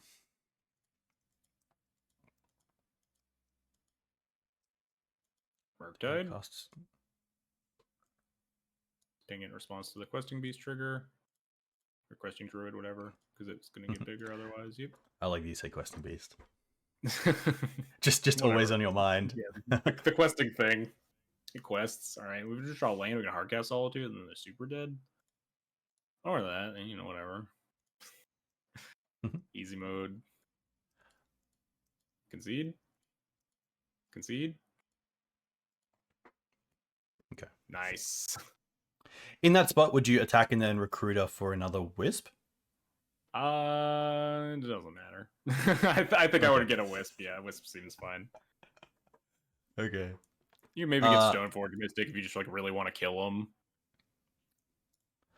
Removal. How good is Thoughtseize? Thoughtseize is not great. It's fine though. Thoughtseize exchanges early, which is the important part. Get it when Delver gets out under you. That's usually how you lose games as D&T versus Delver. And Thoughtseize does help you kind of if you have it on turn one and where you wouldn't have any other one drops to be casting early. Yeah. I would sooner start cutting Thalias or probably the Kaldra. So I've been back and forth on cutting the Kaldra versus Delver as their shatters have changed from abrades to meltdowns or whatever. Kaldra was really good when Delver was on abrades because it was unkillable, but when they moved to just a bunch of meltdowns, it became Batterskull's also unkillable because they can't realistically pay 6 for a meltdown. So Kaldra just became kind of worthless. And I assume that people are going to be more on meltdown. Rug maybe is on Ancient Grudge or something. Okay. Have you seen any people on cast into the fire?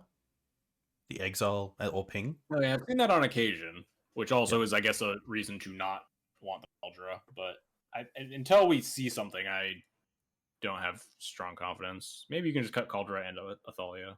Call it a day. Okay. Alongside Kaldra's Loran? not a great plan. Yeah, and Loran is obviously bad. Nice. I guess Kaldra doesn't die to battle, right? Because it's indestructible. Does battle die? Destroy? Wait, which card? The sweeper? Destroy all creatures with power through. Yeah. I guess you would. Synergy. Look at that. John. Now that is deck building. That is why I come to Min-Max blog to see you right. So you can get an extra food token by keeping your Kaldra around it. Oh. I assume it's just too slow. It sounds good if they don't cast a creature on turn 1. I don't know how reliable that plan is. It's Mulligan button's pretty good. You probably just want to hit it. On the play, I might keep it. Alright, this hand's much better. Yeah. This is probably a hand where you do end up bottoming the Thoughtseize because we have things to do. There's like a world where you could bottom a land. A land? Draw. We could potentially Thoughtseize on turn 2. Bottom like the Mesa. How greedy is that? Every time I've ever mulled to 6 and bottom and had a 3-land hand and bottomed a land, never hit your 3rd land drop on turn 3. It's over. Yeah, I think in that case I'd bottom the Arid. It's between Mesa and Thoughtseize. I think this is fine. I think this is the correct play. It just never works for me. Okay.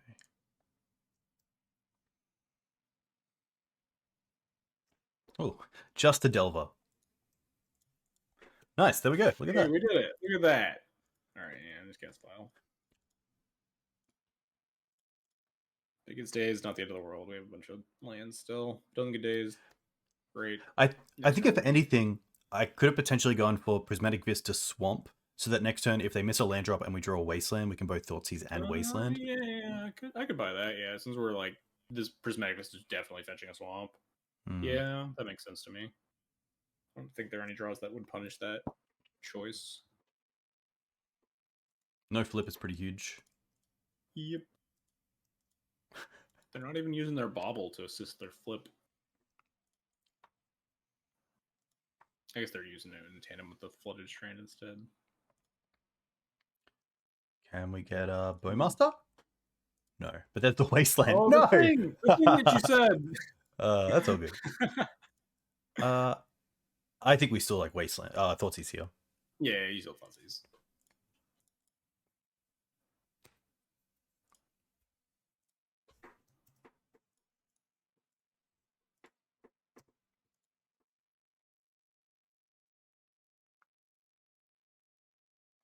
Okay. Ugh, dear God. This hand's got a lot of scary cards in it. Ugh. I kind of want to take this Borrower so they don't Borrower our Vial? Yeah. Also, like, Borrower on maybe the equipment. Yeah. We don't have a Kaldra. And we're just going to Batterskull him. Here we go. Yeah, I'm very interested to see how testing goes out with this card. Because it seems really cool. But is it enough? Oh, they're just going to Seek the Beast now. That's what they're playing. Oh, it's instant? Oh, wow. What do they exile? It's instant, but it only lasts 1 turn. Ponder in Days. Well, we're not going to play into that Days. Still doesn't flip again. Nice. Yeah. Trying to figure out where to put their hand. Yeah, sorry. All good. So I imagine they probably just go like Wasteland, Druid, Ponder. Yeah. Really maybe make sure Ponder, one flips. Delver. Ponder second Delver makes some sense too. I think we're just going to Council's Judgment to Delver. Yeah. Could maybe actually Wasteland them off of green instead. They shuffled on the Ponder. Could have 15. Wasteland them off of 9. red. Protect the Stoneforge from like Bolt.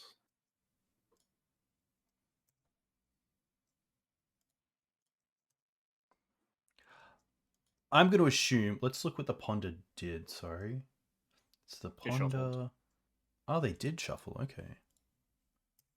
I kind of like taking it like 3 off the board is pretty nice. I mean, we don't know that it's flipping. It's kind of a disaster if it does, though, right? I'm kind of interested in killing the red source so they can't seek the beast for an answer for the Stoneforge. Although then our mana is the issue is that our mana is tied up putting the thing in off of the Stoneforge after that. So Yeah. maybe we just need to cast Council right now. Yeah. It's also a world that we can grab Jitte instead and just attack them next turn, depending on how this turn goes. Oh, they drew a daze too. No, it's not the end of the world. Oh, we do have, like we might even be in a position where we just Stoneforge, get Jitte, then untap and equip and attack. Yeah, that's what I was just saying. Sorry. Oh, no flip? We got no flip. Maybe they attack. What if they just attack this turn?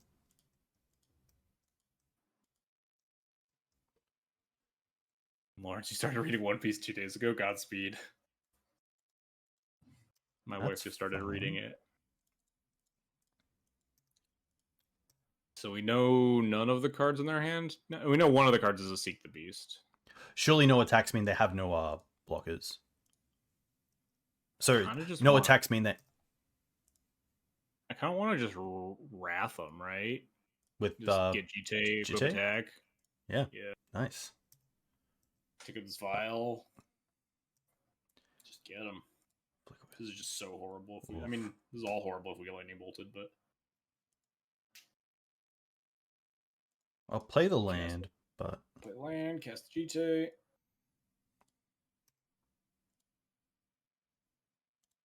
Equip, get him. Surely if they have the bolt, they... I guess if we have Thalia, then they can't bolt the blocker. So they could still have bolt.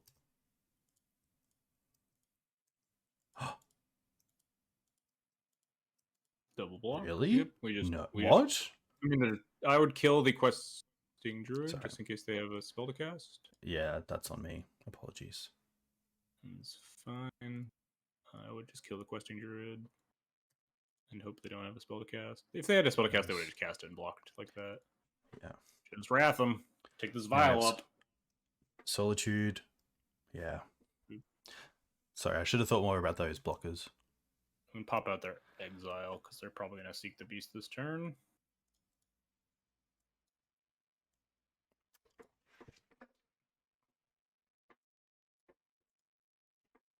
Hey, we knew one of their cards was volcanic too from the days. Yeah, it's fine. We don't give a shit. I mean, it's kind of annoying. We could like hardcast Assault Dude potentially, but this is fine. No seek the beast. What? Take this file all the way up. Pop Yorion into our hand unless we draw something really cool. That's cool, but not useful right now. Yeah, is it worth playing? Or would you rather just get your... Yeah, I think, that's... Yorion. And then I would also maybe just Wasteland them? I would maybe wait until they cast Seek the Beast to see what they hit. Yeah, nice. Because if they hit like another... It probably doesn't matter because we can't cut them off of color because the drop or the delta, but you know. Do you think it's a flavor fail if you don't actually have a beast creature that you can seek? No seeking. They're looking for the questing beast, right? That's why they're the questing druid. You should only be allowed to play that card. And okay, you pop out the exile, and that's where the cards are. Cool. Bauble Channeler. I would Wasteland the Volk in that case. It's like, sorry, I thought I had the draw. Would we? Oh, it's fine. We don't want to Wasteland. Maybe we just don't even want to Wasteland. Like, maybe the land is better for us. Turn through days. They just have a bunch of lands. Might just like not even be worth it. That's fine. They're just gonna questing beast into Channeler into Bauble. This is fine. We can literally just like Skyclave Yori on it, wrath them again.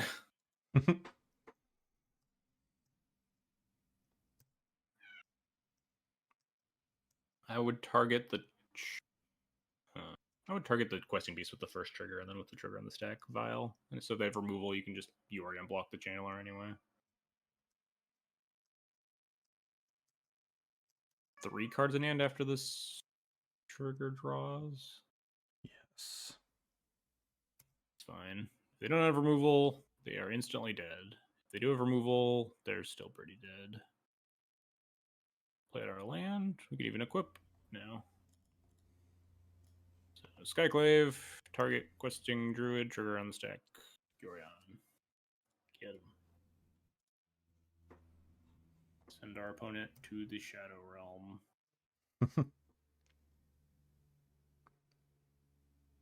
Removal spell? Yes, no, maybe.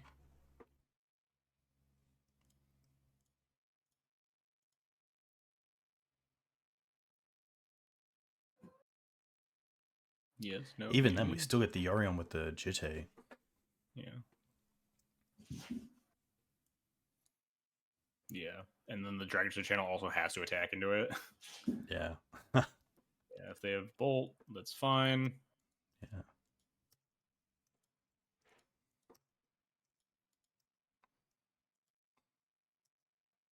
I also cut them off of green, but I think the equip is just too free. Yeah. Exile nothing, yeah. Skyclave kills that, and they don't get the illusion.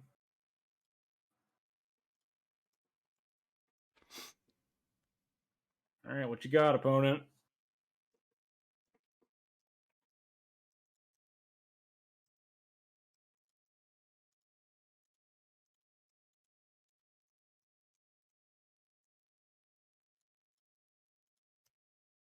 Alright, Brainstorm. Good start. Yeah, probably looking for some sort of bounce. Potentially a bolt, I guess. Unholy Heat. We've seen Unholy Unholy Heat's Heat pretty in their good. deck. Be a good one. Keep on top might be like a Murktide as well. Keep the Dragon Rouge Channeler back. It wouldn't work well for them because we'd untap Solitude attack, but they don't know that. Other cantrips, they probably also keep on top.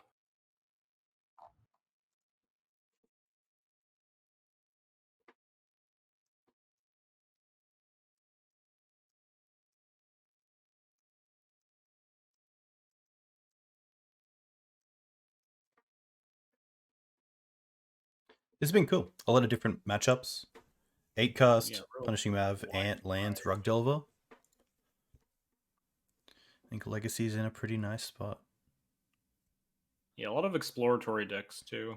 With like Paradise, playing against Questing Druid now. Played against Sir Ginger. Yeah, that's true. Forgot about that. Play against anything else? Lands probably didn't have anything cool. What was our last match? Or our first match, I guess. First match was Punishing Mav. Mark. Punishing Mav. Oh yeah, he's playing cool new cards too. Comet. Yeah, Ren. A lot of the fancy new stuff.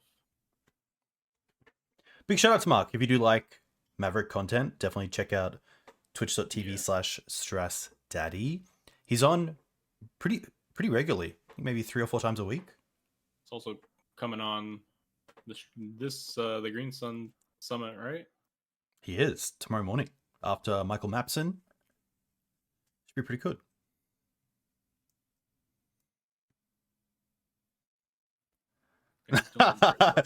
I love that. Can you note if you think Green Sun's ended up the beanstalk with Morlock could be good in paper? Sadly, as much as I'd love Beanstalk to be a Maverick card, I think it's just a little bit too low to the ground to fully make use of Beanstalk. Yeah, you'd have to be like a Moloch, Fury. I'm running Solitude. Yeah, Solitude. Maybe could play like a Bant version with just like main deck Submerge with like Yavimaya. 4th Erlingus, maybe. Yeah, 4th. Maybe like double Cradle. Wow, Cradle and 4th is a combo, huh? I never really thought about that. You cast the first one, and then it juices the Cradle for your second 4th. Exactly. Once you Mystic Sanctuary back on top. In our double Cradle Mystic Sanctuary deck, yes. Okay, here's my excited. They don't have to save their Channeler, but then they're going to die. We're going to untap Solitude, the Murktide attack, and ping the Channeler, and then the game's going to be over. Also take them off green. Yeah, and also cut them off of green.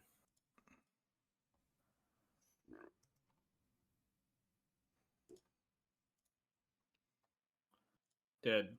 Concede. Concession time.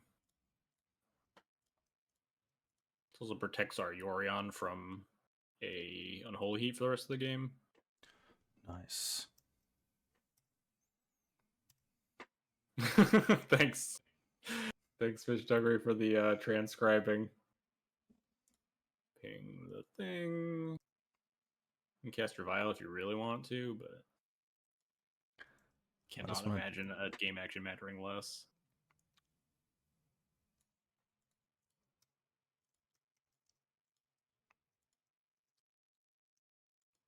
Guess you could have also equipped a cross to save this from Bolt.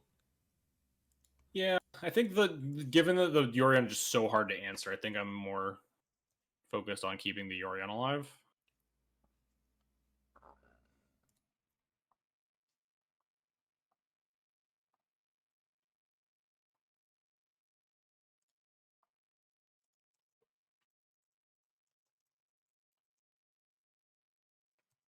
Nice. Hey, we did it. Nice, John. Not the full value league, because we did murder our Rug Delver opponent. Yes. Very brutally. That was a long league, and I appreciate you staying on for the whole time. But yeah, cool to see that, like, even a list from last month, which like isn't that far away, but a lot has changed over 4 weeks, like a lot more cards on MTGO. Decks still perform really well. Yeah, it looked good. We had our very, very close loss against lands. Also, just like a very rough matchup for the deck, especially with currently configured. Like I mentioned, like one of the reasons I was doing like a single plateau Magus Splash was because of lands popularity like a month ago, but lands has kind of started fading a little bit. So I'm less interested in that. But bad matchup, still a super, super close game 3. To still get a 4-1. Yeah. Was that a 2-1 finish or a 2-0 It was a finish 2-0. against? Oh, nice. Okay. We absolutely decimated our Rug Delver opponent. It was not. Very nice. Very cool. John, a huge thank you for coming on. Always a pleasure to have you. Is there anything you would like to shout out? But before then, apologies. I do have a giveaway. We have, thanks to Ultimate Guard, a boulder and a pack of sleeves. That'll be together. And then the second giveaway is through Kai Saratarix, which is for a custom token. So we'll do, if you guys want to put XJ in the comments, you can obviously win the bundle of, yeah, pretty cool. Really happy for Ultimate Guard to sponsor this and do some giveaways. Obviously, new sleeves and a new deck box is very cool for a tournament coming up. I will post this anywhere in the world. One thing I didn't actually think about was the cost of actually posting all this stuff, but that is more than fine. Yeah, John, would you like to say anything? Where can people find you? Do you have any content coming up? Nothing planned, but usually the only time I make content is when the creative inspiration strikes me. So we could easily just randomly have me write an article if I get interested in going deep on something right now. God, we did so well with the ENT. Now I'm like thinking about if I should play it tomorrow instead of something else. Yeah. What? Without giving too much away, do you have what other decks do you have in mind for the Super? Painter, Helm. We didn't see the Helm deck. I think the Helm deck is very powerful right now. Pretty well positioned against a lot of the format. I've been trying to play Painter. Painter with the new like Soul Cauldron is really cool. I'm just really bad at Painter. I don't know how or why, but just like I feel myself constantly making misplays. The deck is so hard. Yeah. When I played with Callum on the last Green Sun Summit, it's amazing how many lines there are that you don't really think about when you're on the other side. But once you have the deck like in your hands, there's just a lot you can do, and a lot of setup as well with things like Goblin Engineer. Yeah, Goblin Engineer, especially with Goblin Engineer, even more setup with Cauldron. You can like engineer for Phyrexian Devourer, make a giant Goblin Engineer. Yeah, I'm really sad that Chaos Defiler isn't online yet. But Max Extortion actually had a pretty interesting take on like potentially Daybreak could release the cards but not call them what they're called currently, and then change it once we actually, because I think it's all about the rights of being able to use the. I wonder if they're allowed to do that. I guess we'll. Yeah, it'd be nice if they could, because we are really missing out on some powerful legacy cards. Yeah. Synoptic Scarab Swarm, Moloch, Triumph of St. Catherine, Chaos Defiler. All right, the winner is Nagema. You can message me on anywhere that you follow me. Obviously on Twitch, there's also public message or private messaging that you can send me your address on. And yeah, send me your mailing address and I'll get it out to you. And then quickly for the giveaway for Kai, there's only one other thing. You just got to type dog because I love that Dog John's cat's name is Dog. Mew. Come on, Mew into the microphone. Very nice. How old is Dog? It's like 5 at this point. Yeah, I think we got her back in like 2018. Nice. What's Dog like with other cats? Does she see other cats? Yeah, we got one other cat named Cat. Oh my god. Cat and dog. Yeah, I get it. Yeah. Nice. That's cool. But yeah, big thank you to Kai. Obviously, another streamer. Does some pretty cool artwork at saratarix.com. And yeah, partnered up with him to give the winner one of his custom tokens. And then he'll ship it off, which is pretty cool. But yeah, tonight... really sick. Yes. Yeah, he has some pretty amazing stuff. And I really like that he's been traveling to big events around Europe and putting up a little stall. That's cool to see. Speaking of which, he is a co-host of the Everyday Eternal podcast, the same as Julian, who I'll be streaming with in just under 5 hours playing Painter. And then after that, have Thraben Yuan playing Mono Black. So I might have to try to find some Besiege the Queen? Besiege the Mirror? Besiege the Queen. Mirror. Besiege the Queen is the old, very bad tutor. Yes, it is. Dizzy. Apologies, John. Dizzy wins the token. Dizzy, if you want to reach out, send me your name and mailing address. And also, go onto the saratarix.com/tokens page and click, choose a token. But a big thank you to everyone for coming in and watching. A big thank you to you, John, for, of course, being part of this again. And yeah, that is me. I'm going to see who else is streaming. John, thank you very much. Always nice to 4-1 or nearly trophy with you.